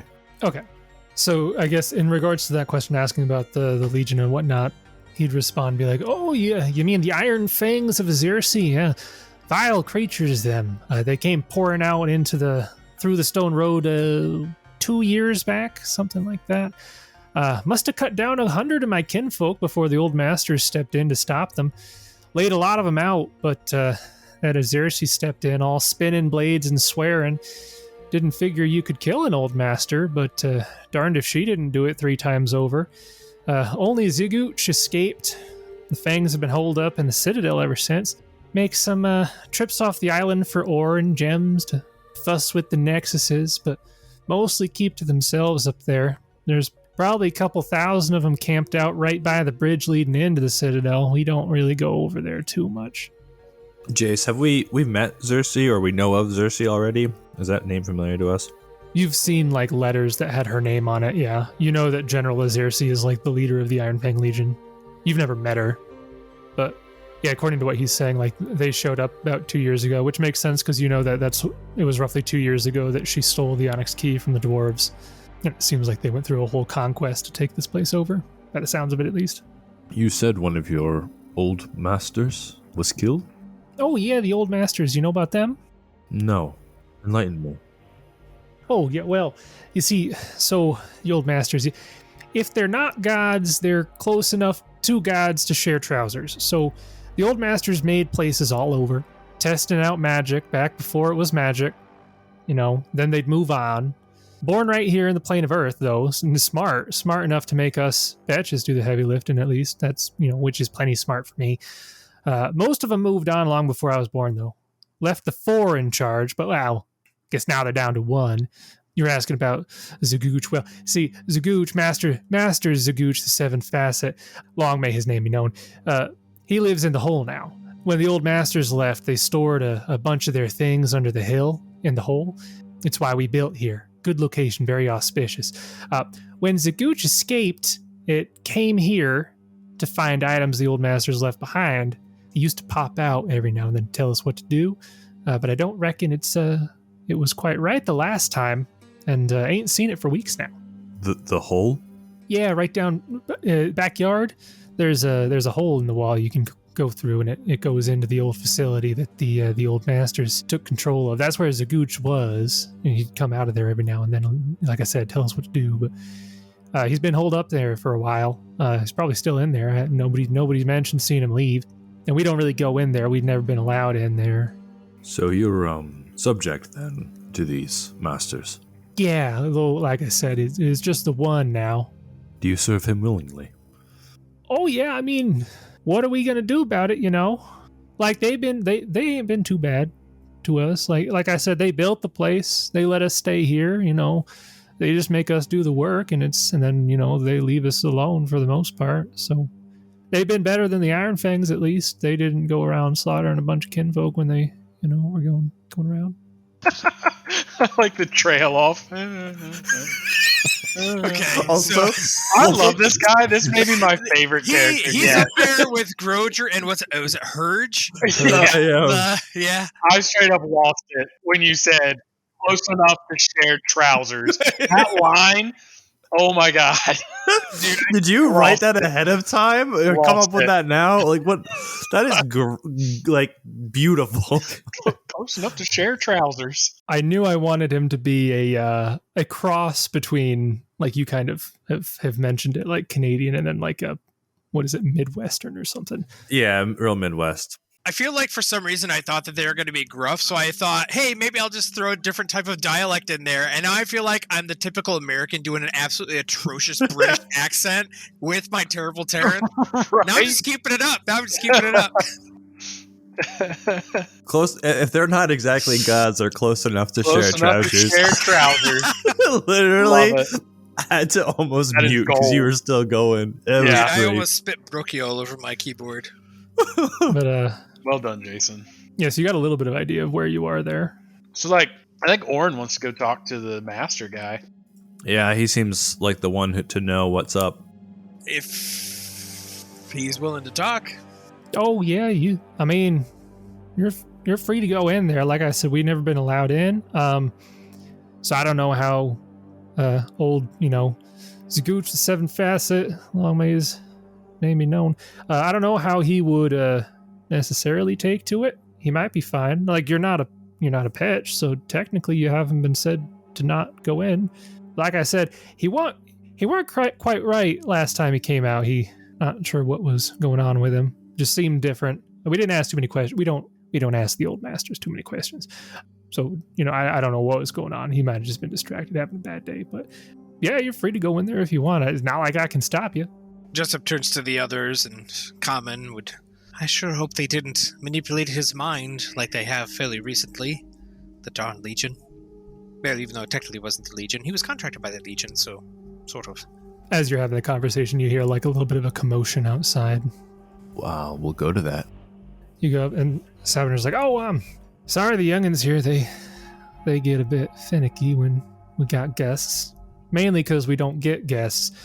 Our family's been here for 318 generations, and now that I think about it, I don't think we've ever had guests except for the Legion, and I don't think they count as guests necessarily. And the commotion gets louder, and he's like, well, now that I say that, they're not usually this energetic. Maybe there is something going on. And Sard actually comes running up, and he says, Sabernar, Shakib, he's outside. And Sabernar's like, oh, well, that ain't good. Sorry, guests. We have a bit of a situation here. Maybe you should stay here or something. I'll go deal with this. Who's this individual? Oh, Shakib. Yeah, so before the Legion got here, he was a what do you call it? He was sort of a mercenary type trader. Some would call him a thief. But he used to deal with us and the old masters quite a bit. Then when the Legion showed up, he kind of signed in as a sort of advisor to them and did it. So he's been harassing us for a bit now. Last time he was here, he said he was going to demand a payment and that we renounce the old masters or else he'd slaughter us to the last. But, I'm hoping that we can just talk him out of it. That's not good. How many are there? Just him? Oh, it's probably just him and his metal buddy that he brings around with him. His metal buddy. Golem. Okay. I don't think that was his name, but I don't think he gave him a name, actually. Maybe that is his name. I don't know. Now, if you go out there right now and don't provide them a payment, is your life and family at risk? Oh, almost certainly, yeah. Jessup looks at the other. Maybe we should go out on behalf of our newfound friends here as advisors. You sure? Ourselves. I don't want to impose. Well, I mean, to each their own. We're like family. We here, together. A trouser thing. We all fit in the same trousers. Yeah, well, that's very kind of you. Yeah, sure, I don't mind if you tag along. Sure. I mean, I haven't died yet today, so let's give it a shot. I don't want to impose. Most certainly we're in danger, but I don't want to impose on you folks. I feel like it's such a serious moment, and I can't keep a straight face. All right, Gideon, put your hobgoblin and eating face on. We need you. So, Sabranar and Sard kind of ferry you back out to the entrance of this place. I'll kind of move your tokens to be out where this would be occurring, and as you get closer, you can hear a voice out there speaking in Terran. So any of you who understand Terran can kind of pick up that there's a commotion going on. There's a big crowd of Peches out here. And as Sabranar approaches with the four of you, you can see not too far off from the entrance here is a very large humanoid creature. And behind him is a huge suit of armor, it looks like. Interesting. He's got purple skin. And a gem in his head? Yeah, it's a very, very tall, very lithe figure. Purple skin, gem in the forehead. He looks like he has a scimitar. That's not good for criticals. Yeah, it looks like he's from, what is that, Katapesh dresses like that a Yeah, little it bit? does look like he's wielding a scimitar, yes. He's like a Ginny, or whatever you call it. Genie or Jin, yeah. Jin. Yeah, but you see this creature there, and in Terran he's saying, well, like I said last time... Oh, Shakib, there you are. Got some faces I don't recognize here. Anyways, that's not important. Like I said last time, you're due a tithe to the Legion, and your loyalty to those Zeomorns of yours... Oh, I'm sorry, you call them the Old Masters. Turns out the Legion's not too keen on having a group of creatures like yourselves following the old regime, so to speak. So, if you all would like to just swear your allegiance to the Legion right now and pay that tithe, like I said, 1 ton of adamantine should do it, then we'll be more than happy to, take that back to Azersi and we'll look over you, make sure you're nice and protected here. But yeah, like I said, if you don't, then we will have to kill all of you. So I'm really hoping that you've been taking these past, few days to get that all ready for us, right? And Sabranar kind of looks over his shoulder at Sard, and he's like, Sard, how much adamantine did we manage to muster up? And Sard's like, we got like 50 pounds. He's like, oh, all right then. You see, Shakib, the thing is, I don't think we could have that much adamantine, like, ever. And Shakib just kind of sighs. Oh, well, that's how it's going to be then. Well, I mean, I was trying to be nice here. I was going to show you some mercy, on behalf of the new regime and all. But, if you're going to start saying stuff like that, then you know how this is going to go, right? And he, draws his scimitar, and Sabranar just kind of looks over to Sard. He's like, yeah, to be honest, that's about how I expected it was going to go. And you can see that all of the Peches kind of ready their pickaxes and their various, hammers. You can tell that there isn't a single fighter in this group at all. And Shakib just kind of says, well, I suppose we might as well get to it. And his golem takes a step forward. What do you four of you do? Can we do or say anything? Yeah, sure, you can say something. What was that guy's name again? Shakib. Shakib, Yes. the big baddie there. Shakib O'Neal. Uh, Shakib O'Neal. Yeah, Jessup will speak up. Oh, I'm sorry, Shakib. I believe that you came at a very inopportune time. Oh, is that so? I thought this was a most inopportune time since I had scheduled it several days ago. Oh, well, we're a different type of religious fanatical group that comes knocking on people's homes to come in to spread about our Lord and Savior, Milani. And you see, we were chatting when you rudely interrupted, so if you wouldn't mind maybe coming back never, and then probably we could get your fit in then. Yeah, well, you see, that's not gonna happen. Who are you exactly? Oh, me? My name is Jessup. Jessup Elfin. But like he said, I'm a missionary of Milani. One of our core tenets is freedom from oppressors. And he'll take a step forward and draw his sword. Or Wait, his you have a mace. sword? Wait, what? As a enduring gloom. And you're saying that in common? No, Darren, I have tongues cast Oh, on. you have Taryn? Oh, okay. So yeah, he responds. He says, "Oh, is that so? Well, you see, I'm pretty sure we don't take too kindly to missionaries here, and I don't know who Milani is, but it sounds like we don't take too well to her either. So I think we're going to have to do this the hard way after all." If you don't mind me saying, I think that your response is unclear in my faith in Milani, and I cast haste! Okay. So everybody, I cast haste. roll initiative. Gideon with classic 19. No! Jessup with a 13. I rolled a 2! I'm a plus 11! Oh no. No haste until like the end of the round! They can all delay. But Yeah, Kieran, goodness me. Kieran, who hasn't said like anything in the last hour, is like, I'm ready for this. Don't you worry. He's just been foaming at the mouth in the background, like ready to kill this guy. I want goblins! He was like, how much can I sell a ton of adamantium for? I don't even know how much that would be worth. It would be ridiculous. Absurd amount. All right, so we've got a 28 initiative from Kieran, a 13 from Jessup, an 11 from Oran, and a 9 from Gideon. All right, we shall begin round 1 of combat. First up is Kieran. All right, it's been a while since I've done this, so let's turn into a dragon. All right. As my standard action, I will do my form of the dragon ability and become a medium dragon. All right, let me make this dragon token controllable Don't forget, by Kieran, you. you do still have Unshakable Zeal, because that is for 16 hours. Okay. I really wish I got the thing that made me a bigger dragon, because it still feels a little underwhelming to just be like a people-sized dragon, but...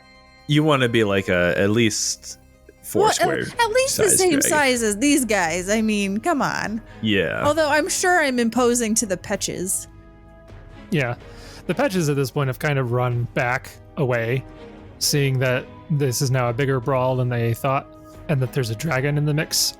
So, yeah, they've kind of taken a perimeter about 15 feet back from where you guys are. They're trying to mine the other 1,950 adamantium while we're fighting. Yeah, you see Sabernar giving was like, "We still got time, boys. We can do this." Oh man, we need to save these people. They're amazing.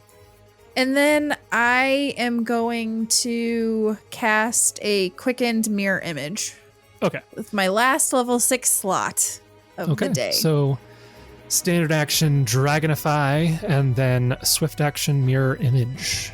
8! Boom! And there you go, 8. All right. Usually when I roll well and stuff, it means Kieran's going to die, so we'll see. Yeah. And I'm not going to move. I'm just going to stay where I'm at. Have no fret. Okay. I'm sure we have heal. Nope. All right. Oh, shoot. I forgot it's still the same day. Same day. I haven't had a chance to rest. You just said you cast your your last level 6 spell. So, regardless of what happens here, just remember that Kieran did ask if we wanted to rest before we came here. I don't remember that.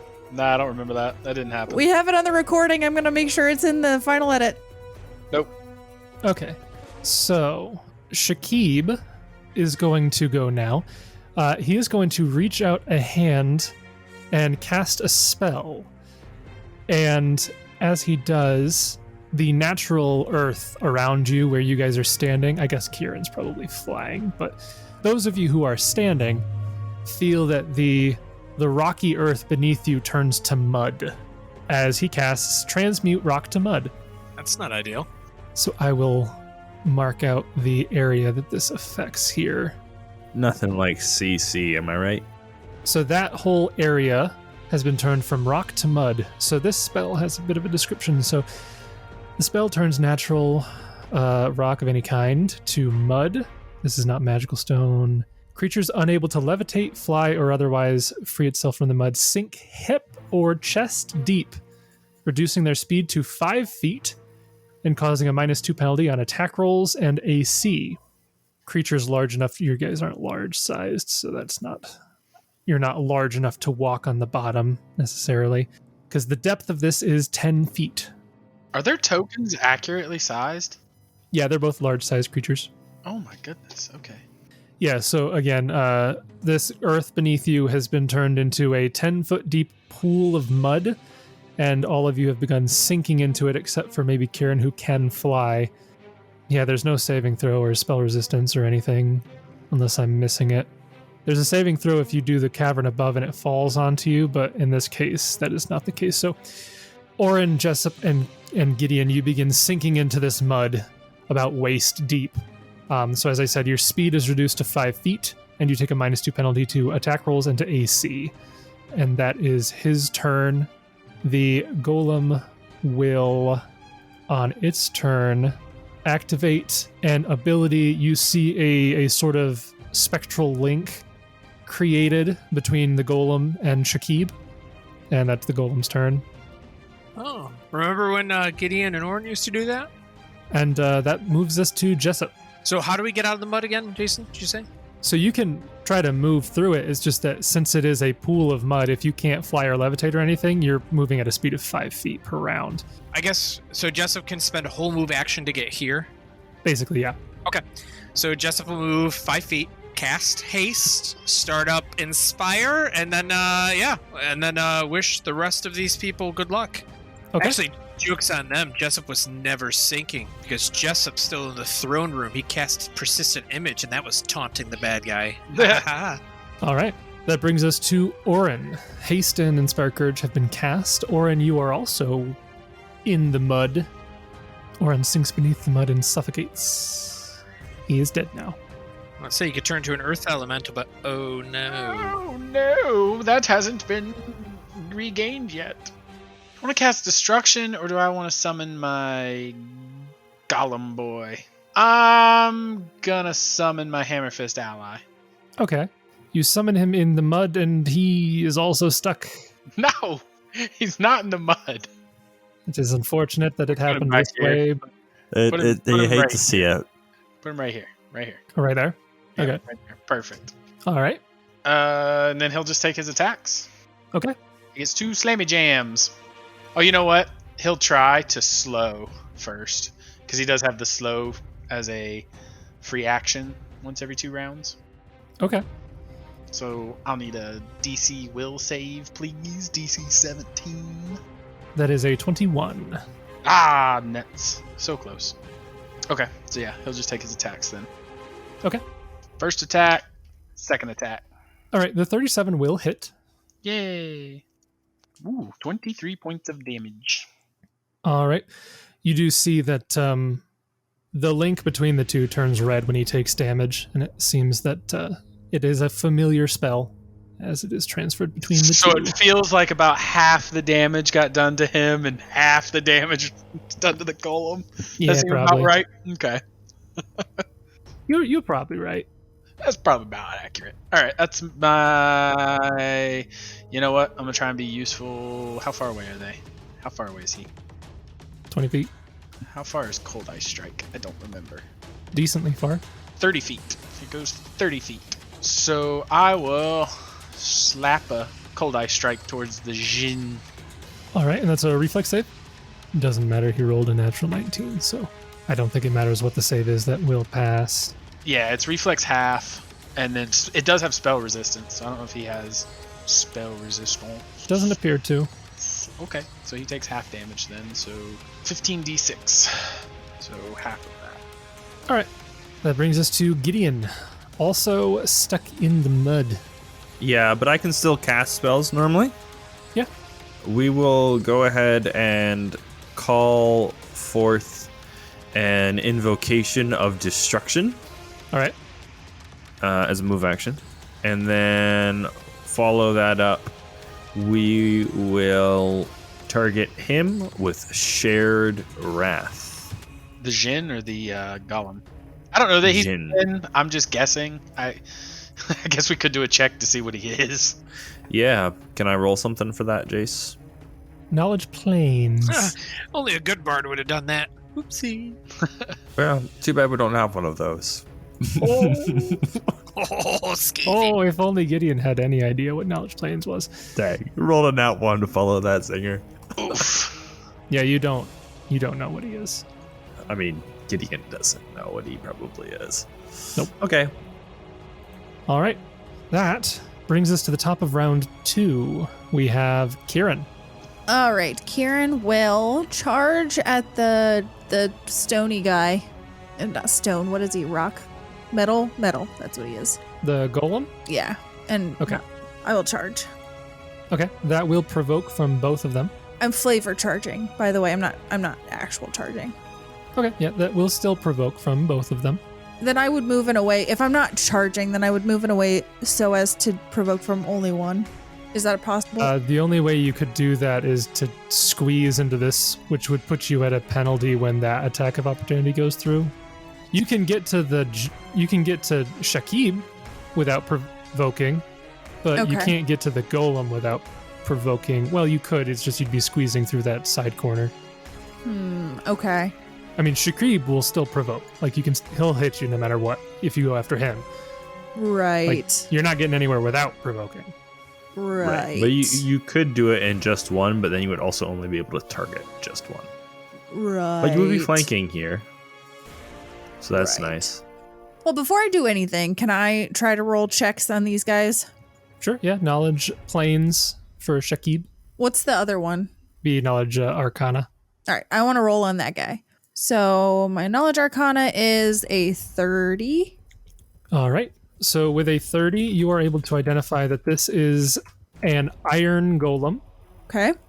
You would be able to tell that it is also a special variant of an iron golem. It has the Shield Guardian template. So it is a Shield Guardian iron golem. So neutral large construct. You would get 2 bits of information. Okay, I want to know the magic thing about this golem. Which spell, because I know they're typically immune to magic, so which spell interacts with it? Okay.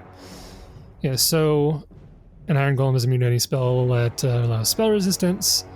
Certain spells or effects function differently, as noted. So a magical attack that deals electricity damage slows an iron golem for 3 rounds with no saving throw. A magical attack that deals fire damage breaks any slow effect on the golem and heals 1 point of damage for every 3 points of damage it would otherwise have dealt. And then it goes into like temporary HP after that. An iron golem is affected normally by rust attacks, such as like a rust monster or the rusting grasp spell. Interesting. Rusting grasp spell. I've not heard of that one. But I can do electricity. I think what I'm going to do is I'm going to move in a way to provoke from Shakib. I'm still going to provoke from both of them, unfortunately. But I'm going to move to be right here. So I will provoke from both of them. Okay. You've got images, and you're flying, so... Flying doesn't help, but the images No. potentially might. Yeah, the golem is a 41. Yep. And Shakib is a 45. Yep. All right, so let's roll 1d8. This is for the golem. That's an image. 1d7 for Shakib, and he hits ya. Of course he does. All right, so Shakib hits you with his scimitar as you're coming by here, and so this only occurs on a critical hit. What's his critical range? Oh snap, I didn't realize it was that wide. So he rolled a natural 17, which is a critical threat. Uh-oh. So to confirm, that is a 37 to confirm. Yeah, do you have to roll against an image on a confirm, or is that just part of the original roll? That I don't know. Just go with it's part of the original roll. It's probably because it's the same attack, so it would be just one image. Yeah. So I think it's just that original roll. That would make it a critical hit. Yeah, it's gonna be really bad with a scimitar. I think they're ×3. No. They're ×2? You ain't getting a ×3 with a... They with just that have a wider crit crit range. Okay. Yeah, that'd be crazy. You're talking craziness.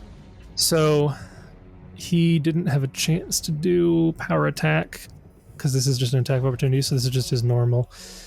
So you take 30 points of damage. Okay. And that triggers the thing that I looked at. So he has a feat called Bull Rush Strike. Whenever you score a critical hit with a melee attack, you can push your opponent back in addition to the normal damage dealt by the attack. If your confirmation roll exceeds your opponent's CMD, so again, that was a 37 against your CMD. Yep, my CMD is 35. Okay. So if your confirmation roll exceeds your opponent's CMD, you may push your opponent back as if from the Bull Rush combat maneuver. You do not need to move with the target if successful. This does not provoke an attack of opportunity. So basically, he critically hits you and then bull rushes you into the wall behind you as you try to sneak past him. Okay. And then, extra ability. Do I take damage from that? Because I think if you get bull rushed into a wall, you take damage. I believe you do. I've had somebody use bull rush before. I wonder who would do that. I don't know Josh? who would do that? Me. It's fun. It knocks him down. Yeah, so I'm not seeing anything here where it says that they fall over. Mine is included in the feat. I don't know if that's normal bull rush rules or if that's my feat. So I think you just get bull rushed, but that's not my area of concern at the moment. The area of concern here is that Shakib, as the creature that he is, has a special little ability that is called Stone Curse. Basically, if he wins a bull rush check and it like pushes you into a stone barrier, which that wall is a stone barrier, the target must make a reflex save or be forced into the barrier as if the target of a meld into stone until other stuff happens. So roll me a reflex save, Kieran. All right, well, this is not going to go well. 14. 14. Wait. Saving finale. Wait. Yep. Let's do it. I got him. Let's do it. All right, so you do have a bardic performance in effect. You immediately end the performance. Lingers. And yeah, so Kieran, you are able to make another saving throw. Come on, Kieran. Higher than a 14. Get a 15. That was a natural 3. Let's see if we can do better than a natural 3. A 23. Better. 23. Unfortunately, that is not enough. Oh, now. I still appreciate it, Jessup. So, Kieran, you are thrust back into the stone wall, and you feel like the stone wall consumes and envelops you. As I said, it is as if you had been cast with a meld into stone spell. And what, pray tell, does meld into stone do? Well, let me tell you. Your body and possessions basically meld into a block of stone, as long as it is larger than you, which this is. So essentially, you and no more than 100 pounds of gear. I don't think you have 100 pounds of gear on you. No, because I'm a dragon. It melted into my form. Yeah. So basically, while in the stone, you remain in contact. While in the stone, you remain in contact, however tenuous, with the face of the stone through which you melded.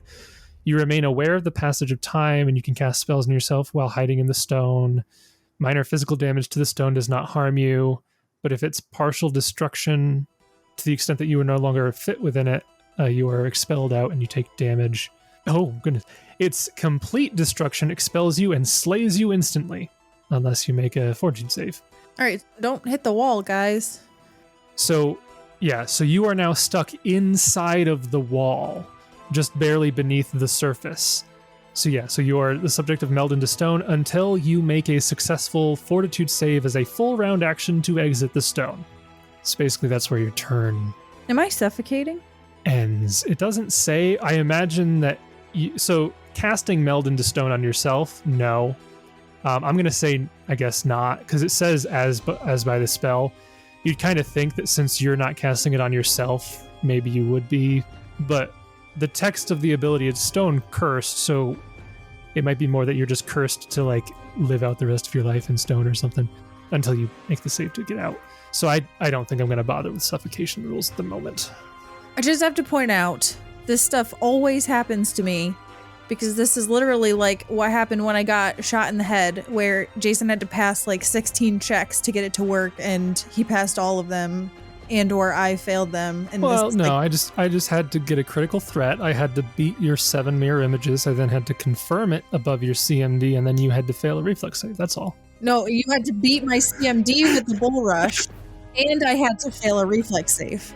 So there were very many checks involved with that. So Yeah, there were at least 6 rolls involved in this situation. Honestly, that's more chances for it to not work than you get with like some power word kill, for example. Yeah. Good thing Kieran doesn't carry all of their goodies on them for the party. Yeah. It is now in the wall. That'll be Kieran's turn. Brings us to Shakib.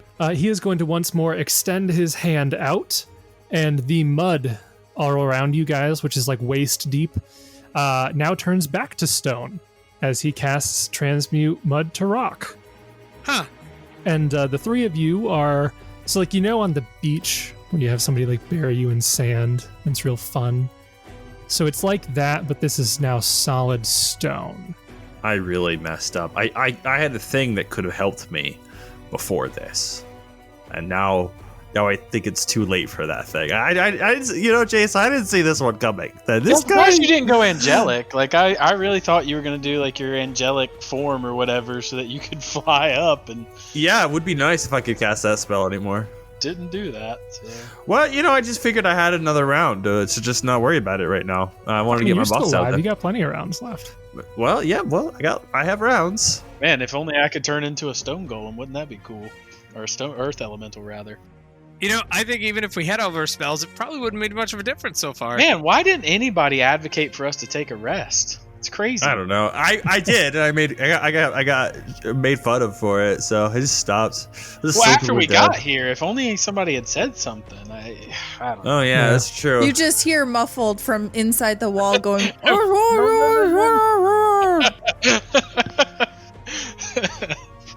So he'll take a 5-foot step after that. He's got some really neat spell-like abilities. Actually, yeah, let's do the other one. He will cast a quickened glitter dust on basically all 3 of you. That spell has a radius of 10 feet. Yeah, radius of 10 feet. So he'll cast glitter dust on all 3 of you as a swifty action. I need a will save from all 3 of you. If it's a spell or spell-like ability, please increase that to a 28. Yeah, it's a spell-like ability. Yeah, I didn't figure that any of you were actually going to fail that. So you're all glittered, but none of you are blinded. It was a swift action. I figured there was no reason not to do it. And then he's going to command the golem to come over and attack the golem. The iron golem is going to attack the stone golem. So, I feel like we know which one of those is probably going to win. Iron golem is going to take 2 attacks at the stone golem. First one's going to be a 42. Yeah. Second one is going to be a 33. Yes. All right. So the first attack will deal 31 points of damage. I believe Stone Golem has DR 10. Yes. So he'll take 21. And the second attack will deal 30 damage. So he'll take another 20. So a total of 41 damage goes through. That still hurts. Yikes. And that is their turn, bringing us to Jessup. You are waist deep, stuck in stone, and Kieran's in a wall. What do you want to do?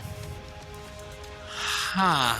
I don't think that I can pull a Frampton and shimmy my way out of this with dance, right? No, I don't think so. I can start up my performance again, gentlemen, but I have rock trousers. Rock trousers. Sounds like something Gideon would have bought for like 1,000 gold pieces.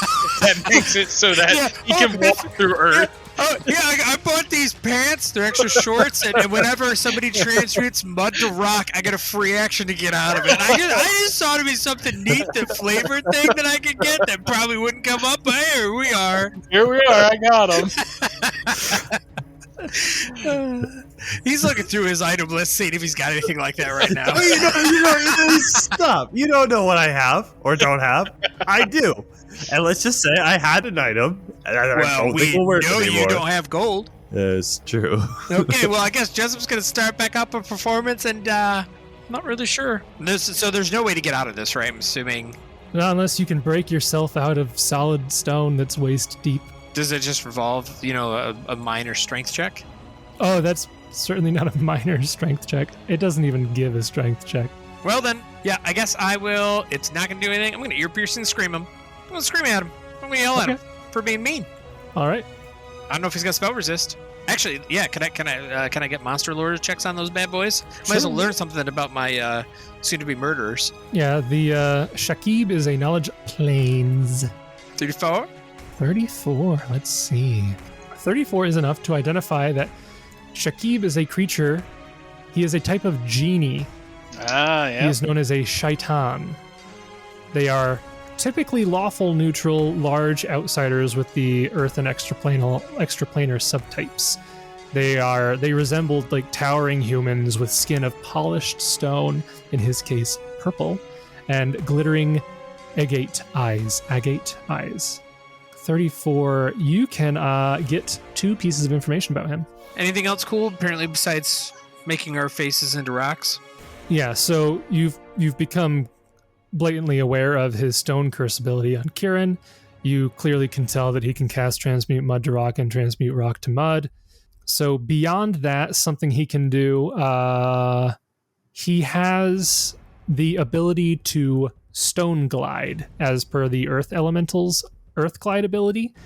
So he can move through stone, dirt, crystal, metal, like at will. Just like swim through it.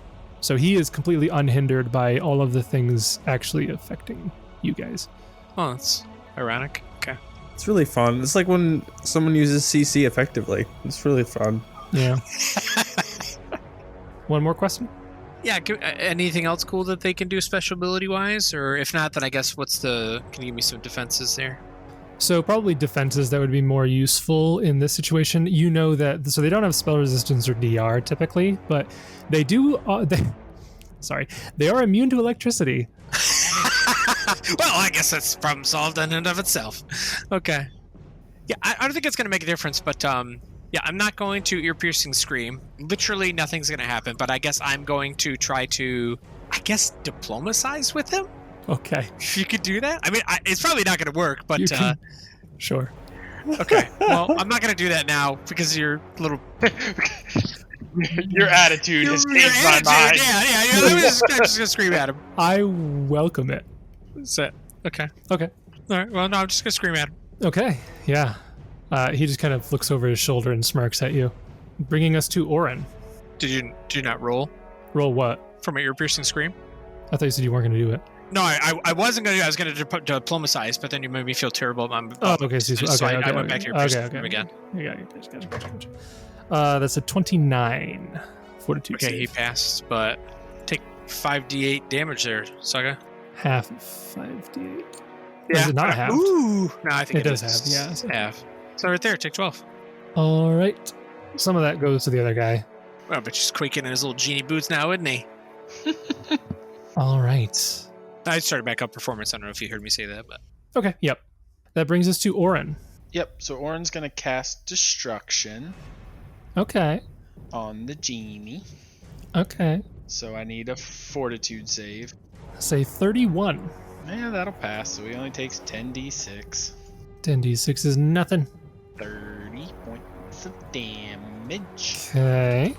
Spread the love there between the two of them. Yep, and then the golem will take his attacks. Okay. I was gonna see if I was flanking with Kieran, but I was like, Kieran's inside of stone. Yeah. So, no. So that's a big negatory. Alrighty, here's first attack, second attack. All right. And this is against Shakib. Yes. So this, both of those will hit. First damage, second damage. All right. And that'll be my turn. Brings us to Gideon. So I'm like, what, waist deep in stone? Yeah. Yeah. So it's up to like your belly button there. in stone, in solid stone. Right. That's not so good. I can't imagine freedom of movement's gonna help me much, is it? Yeah, I don't think in this particular situation. No, you would. I think freedom of movement would work in the mud situation. I'd say that's probably fine. I think that's probably exactly true. Really funny how that happened, didn't it? Yeah. Yeah. Yeah, that is kind of funny. Okay. Can I try to get out? Like, break my way out? Crawl out? Chisel? Strength? Push? You can start making attack rolls against the ground and hope to overcome hardness per inch. How much does it weigh? You don't think he could just kind of like do a muscle up out of it? No. It'd be hard even with sand to do that, and this is solid stone. Well, but he's got, I really don't even know what I can possibly even do though here, man. Yeah, so stone has a hardness of 8 and 15 hit points per inch. And if it's up to your waist, that's like 30 inches, 35, 40 inches. So a couple hundred HP. And this is not amazing. I mean, I might as well try dealing damage. I don't really think I have any way I can get myself out of this situation here. Throw javelins at him. Well, I think we'll give the old... This is an old one we used to cast all the time. Not so much anymore. Bone Shaker. Bone Shaker. Bone Shaker. All right. So, fortitude save. Jason's like, he doesn't have bones. No bones. Yeah. That is only a 24 fortitude save. Assuming it's a fortitude save. Yeah, so I'm sure whatever kind of save it was, he was going to pass. So 16, so I get, let's see here, 3d6 plus 1d6 per 2 caster levels. So 3d6. 11d6. Okay. And then I think you take half of that, even on a save. There we are. Oh, sixes. So half that. Go in between the both of them. All right. That is your turn. We call out for help to the bitch and say, bring your pickaxes. Break us free. The bitches are using their stone throw spell-like ability to throw stones ineffectively. Top of round 3, Kieran. So as a full round action, you can attempt a fortitude save to free yourself from the stone. Can I cast Dimension Door and get out? It's just a verbal component. You can't speak. But I thought it said I could cast spells on myself in there. Oh, does it? It did, yeah. It You says you can mentioned still that. cast spells on yourself normally. Yeah. I feel like it can't possibly mean that you're allowed to do that if this effect hits you, though. Like, maybe the Meld into Stone spell does it, but that would kind of make the spell kind of worthless if you can just cast spells. I mean, it's a free ability. I mean, if it had somatic components, then yeah, you can't do that. I don't know, but verbal, I don't know.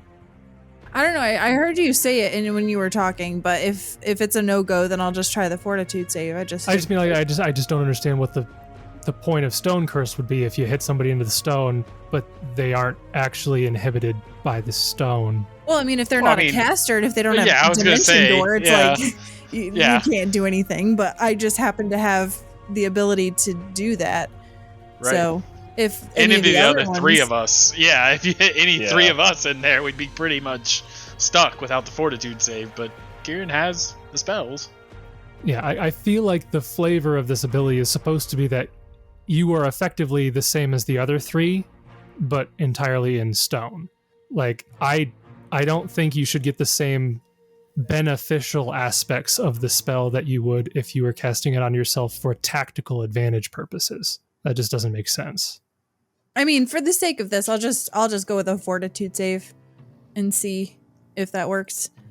Does a 22 fortitude save get me out of there? Okay, 22 fortitude save is not enough to get out. Okay, then that's my turn. All right, that brings us to Shakib. So he with his grin towards you, Jessup, he kind of says, "Oh, don't worry, I'll be dealing with you in just a moment. Let me just get rid of this annoyance here." And he and the golem will full attack the stone golem. So actually the iron golem will go first. So that'll be a 34 and a 40 to hit. Oh, yeah. And the damage for that will be... So the first attack is 29, so minus 10, so that's 19 damage to the golem. Okay. Second attack is 27, minus 10, so that's 17 damage to the golem. He's still up. And then Shaki will do his full attack. He will power attack. So that is a minus 5 on his attack rolls. So first attack is a 30 even. That'll hit. Not a critical threat. Second attack is a 31. That'll hit. Third attack, we're getting into the lower iteratives, but that is a critical threat for a 31. That'll hit. Constructs cannot be crit. Oh, wait. Yeah, you might be right. No, they... I always get confused which ones can and can't. It's elementals cannot. It's elementals, yeah. So to confirm, 21, I don't think that confirms. So just 3 hits, and then the final attack, which is almost certainly going to miss. 16, yeah. So just 3 hits with power attacks. That's plus 10 damage. It's going to have to be pretty low. Golem's not feeling great. So first attack is 27 damage, minus 10 would be 17. Okay, still up. Second attack would be 26 damage, minus 10 would be 16. And he's dead. Okay. So Golem goes down, which means he can take a 5-foot step, and his final attack could go against Gideon, but I don't think it would hit. I think his final attack was because it was a crit, so it was a natural 19 plus his third iterative minus 5. It would have been like a 32. And then his confirmation was 21. Yeah, so I don't think that would hit Gideon even being like pinned in the ground. Would you say I have the condition pinned? Yeah, just about, yeah. Then it would, because you lose your... Is it pinned or grappled? I'd say since your upper half can move, we'll say grappled. Okay. It's still going to be real close. Okay, grappled doesn't affect your AC. Oh, that doesn't make any sense then. Do you change your mind? Yeah, it should affect your AC because you are effectively immobile. So does pinned basically remove your dex? A pinned creature is tightly bound and can take few actions, cannot move, and is denied its dexterity bonus. It takes an additional -4 penalty to his armor class. That seems excessive. I would just take away the dex bonus, honestly, if it were me. That sounds right, I would say, because you can't move. I mean, that's Yeah, your dex is effectively like 0. No, I would say my AC, my dex might go down, but my AC should go up because half of me is now armored with a ton of earth. with stone.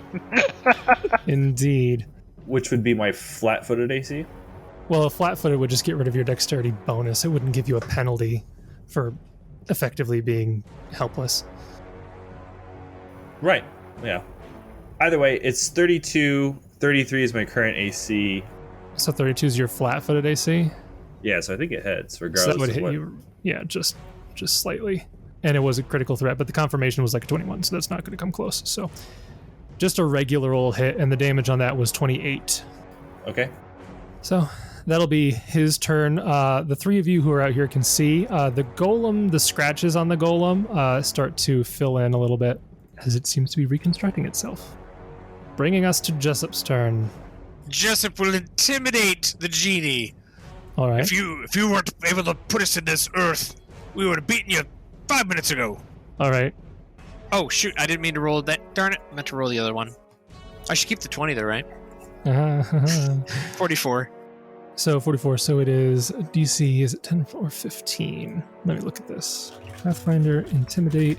He is larger than you, so he gets. So there's a penalty there. Intimidate, demoralize. Yes, 10 plus the target's hit dice, which are a lot, plus the target's wisdom modifier, plus the -4 penalty for being smaller. That actually does not succeed. Oh, no. Would the 20 have succeeded? Would a 45? If you didn't have the penalty for being smaller, yeah. Oh. Well, it was nice knowing you guys. He just kind of looks over you and says, "Oh my, you are such a frightening little half of a man." And anything else in your turn? No, I'm really a quarter of a man, because when I Yeah. changed from Jessup, I went to a half of man. All right, that brings us to Oran. Shot in the dark. Let's go with hold monster. on the Jin. So can I get a will save? This probably ain't gonna. Will save. We'll see. Unfortunately, that is a natural 19 for a 32. Dude, you've been rolling rocks this combat. That is insane. Another 15 plus roll. That's crazy. Well, they gotta have a high save for sure. Yeah, but a 19? He's rolled crits. Like multiples. Well, he crits on a 15 to 20, so that's not terribly. Yeah, but one of them was a 17. Okay, well, then that fails, and I guess I'm stuck in rock. That brings us to Gideon. He just swatted you on the head with a huge scimitar. We'll do divine touch. Okay, let me take 28. Yeah, we'll do divine touch. Why not? Heal 15. Lucky your arms are above ground. Yep, I am. Anything else that you can do?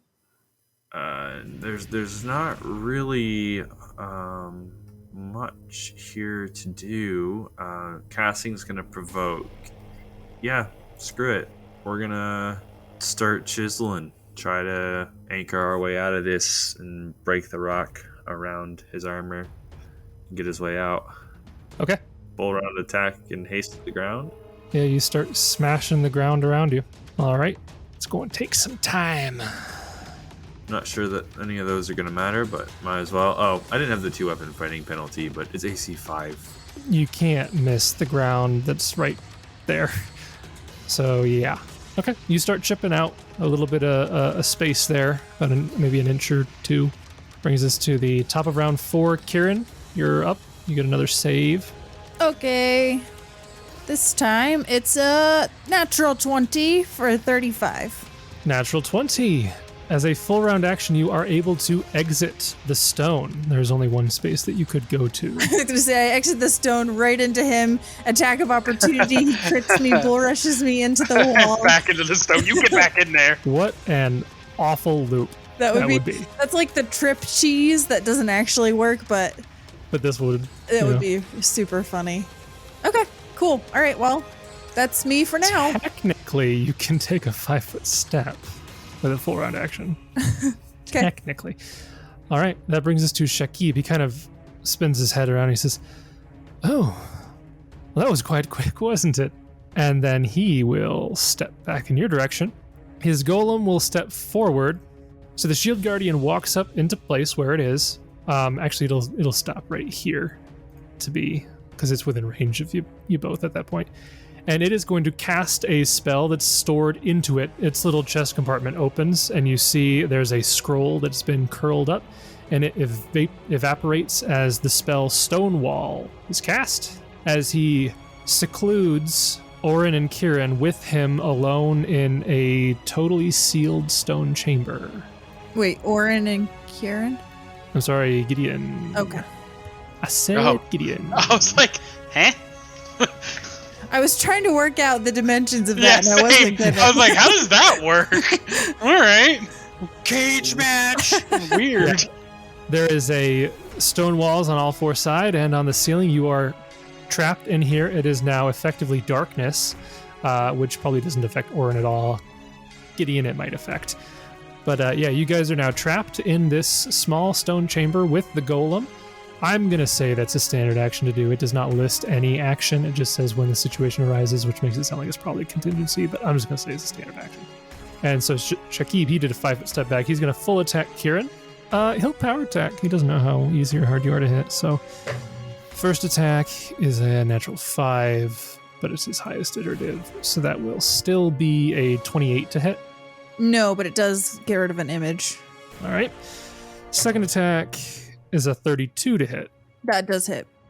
All right, so I will keep that in mind. 1 potential hit. Third is a potential crit, 32. Yes. And final attack is a 21. That's that a miss. doesn't do anything. Nope. So 2 potential hits. The second one is a potential crit. So roll 1d7. Yeah. No. Yes. 6 images, and you. Yeah. Yep. 1. Okay. And the crit misses. Okay. So he hits you, but the crit misses. Okay. So his regular attack, because he was power attacking this time, deals 30 damage. Okay. It's max damage.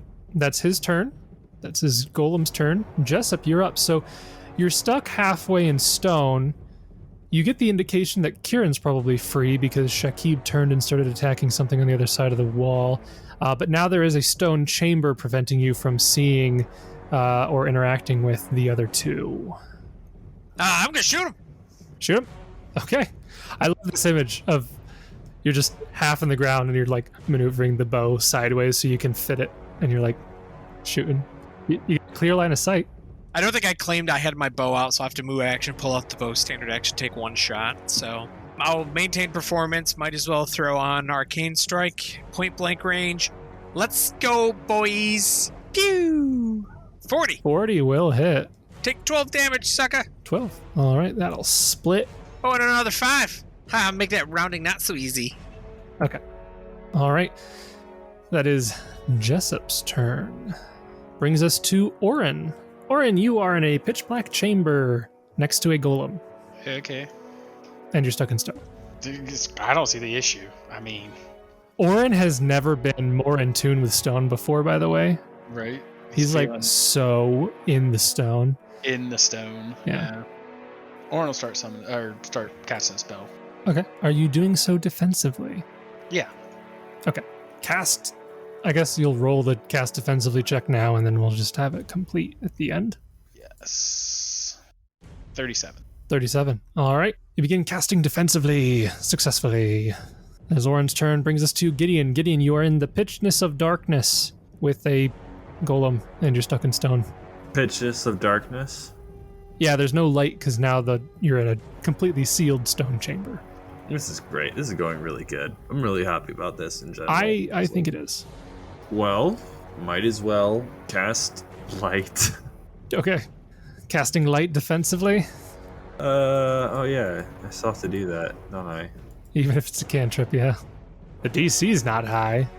What is the DC? Does it Like- add 0? Because cantrips, yeah, I guess would add 0. So just, I can't fail, can I? Probably not. So, yeah, you can cast light. So now the room is lit, and you can see a giant golem in front of you as you are half stuck in the ground, and it's right next to you, towering over you. Fun. Yeah, this is fine. Yeah, it's fine for the most part. Yeah, we're doing okay. Yeah, but I mean, it's within attacking range for the future. Now that you can see. Yeah, and I won't take penalties when it attacks me, so that's good. All right, that brings us to the top of round 5. I think we'll have this be the last round this session. I'm sure you guys can win in this round. Brings us to Kieran. Okay. Kieran's going to start by quicken casting shield, Okay. but I think that I've already used my special thing, my Ring of Kragadan ability. I believe I used that in the last combat, so this will just be a normal shield. Okay. And then I will 5-foot step and full attack on Shakib. Okay. Shakib O'Neeb. So first attack is a 41. 41 will hit. You have Inspire on Sarah, right? I do. Hasted attack is 31. And Wrath, you have Wrath too. Oh, hold up. Belay this. I guess it's actually the same modifier, but that should have been a bite. I don't have my glaive. A bite. So the first bite would be 41. Hasted bite would be 31. Okay. And you do have Wrath on there? I As do. Gideon said. Okay. So the iterative bite will be a +1 because of Unshakable Zeal. Yes. Wow. Because shared wrath is morale, and No, but why is Unshakable 0 going off? did I miss with a 31? No, 31 just hits. Oh, I missed that. Okay. So then the iterative bite, 42. Also hits. And again, I'm still using the wrong bite, but it's the same modifier. Good heavens. So then now I get 2 claws and 2 wings at a -5. Real quick question. Why do you have an iterative bite? I don't know. I must be the way. Natural attacks don't get iteratives. Okay. So let me just. So you get a hasted bite, and 2 claws, as Yep. far as I'm understanding it. And 2 wings. Yeah. Okay, okay. Okay. Let me just recap this. So the first bite attack is a 41. Yeah, that hits. The hasted bite is a 31. That hits. The first claw at a -5 is a 39. And why is it a -5? because it's a secondary attack. Your claws are secondary attacks? I don't know. I get confused. I haven't been a dragon in a while. Okay. So then the claws would be a 44. First claw would be a 44. Second claw would be a 33. Okay, those both hit. First Wings are typically secondary attacks. Okay, so 30 and 36 for the wings. Okay, 30 misses. The 36 would hit, but it'd be one higher because of Unshakable Zeal, but it still hits. So 2 bites hit, 2 claws hit, 1 wing hits. That was painful. Good grief. It ended up being quite an ordeal. Yeah. Yeah, it did. Yeah, it did. Okay, so the Your bite, claws would have been a -5 if you were attacking with your glaive. and that's where I get confused, I think, is when I'm doing that. So I haven't been a dragon in a while. So the bite damage, the first bite is 27. Okay. The second bite is 28. Okay. The claws have electricity, which I will subtract for you. So the first claw damage is 24. Okay. The second claw damage is 22. And then the only wing that hit is 21. Okay. So I'm getting a total of 122 damage. And then And 17 sonic. 17 from Jessup. Still cursing the guy out. So that's 70 damage to him. And then 70 to his golem. And then just for the sake of Unshakable Zeal, because I missed on that wing, it was the first wing attack. So the second wing attack would have been a 37, which Yep. still hit. So Yep. And that is my turn because I did a quickened 5-foot step, full attack. I'm done. Okay. You tear into Shakib there, dealing a quite substantial amount of damage to him. And he kind of reels a little bit and he says, "All right, fine. This is going to be a lot more difficult than I planned. I'll be frank with you. This just isn't worth it. I'll give you a few more days, and then I'll be back for the 1 ton of adamantine. I feel like you're very hard negotiators." He's so chill about this. And then he melds into stone, disappears under the earth, and leaves. He would actually pop up his head in the chamber that Gideon and Oran are, and he's just says, "Don't mind me, I'll be taking this guy back with me. Just, don't mind me. Like I said, I'll be back." And he casts a spell on the golem, and golem melts into stone as well. Gideon would be able to do an attack of opportunity against the golem if he wanted a parting favor, but ultimately Against the golem, he just cast a spell in front of me. I got a head-to-head. Can I attack him? Well, he would pop up over here, so he'd be 10 feet away from you. You can I poke him. 5-foot step. You're stuck. I throw it. I'll let you throw it if you want. Go ahead, throw it. No, you Alive. throw it, he catches it in his teeth, and then just takes it with him underground. Curse you! And he's gonna Curses. bloom. Yeah. Just roll a d20. Okay. I just want to see what your raw roll would be. That's a 15 pretty is good not roll. bad. So you roll it, and you with your modifiers and the penalty, because it's not a thrown weapon. I actually don't think that would hit, though. We'll say that it hits him. It just doesn't do like noticeable damage. And he kind of looks. He says, "Okay, that was highly uncalled for. I'll remember that next time. Just so you know, it's going to be another 100 pounds of adamantine because of that. So just be happy that you just added that much more to the tax. Anyways, I'm out." And he leaves. You successfully managed to take him down to below half HP, at which point he decided that this was not worth the effort. But you are still stuck in stone, and that's where we will pick it up next time. I'm sure there's no abilities that any of you have that could resolve this situation real quickly and easily, so you'll have a whole week to come up with a plan, a detailed plan on how to get out of this situation. But Hey, the Pesters have pickaxes. We're good to go. That's what I was gonna say. The Pesh could just dig us out. Yeah, we'll just wait. The wall would actually still be there, but when he disappears, a couple Petches start to gather around Jessup with pickaxes, and we'll see what happens next week. So, good session, guys. But yeah, we'll see you next time.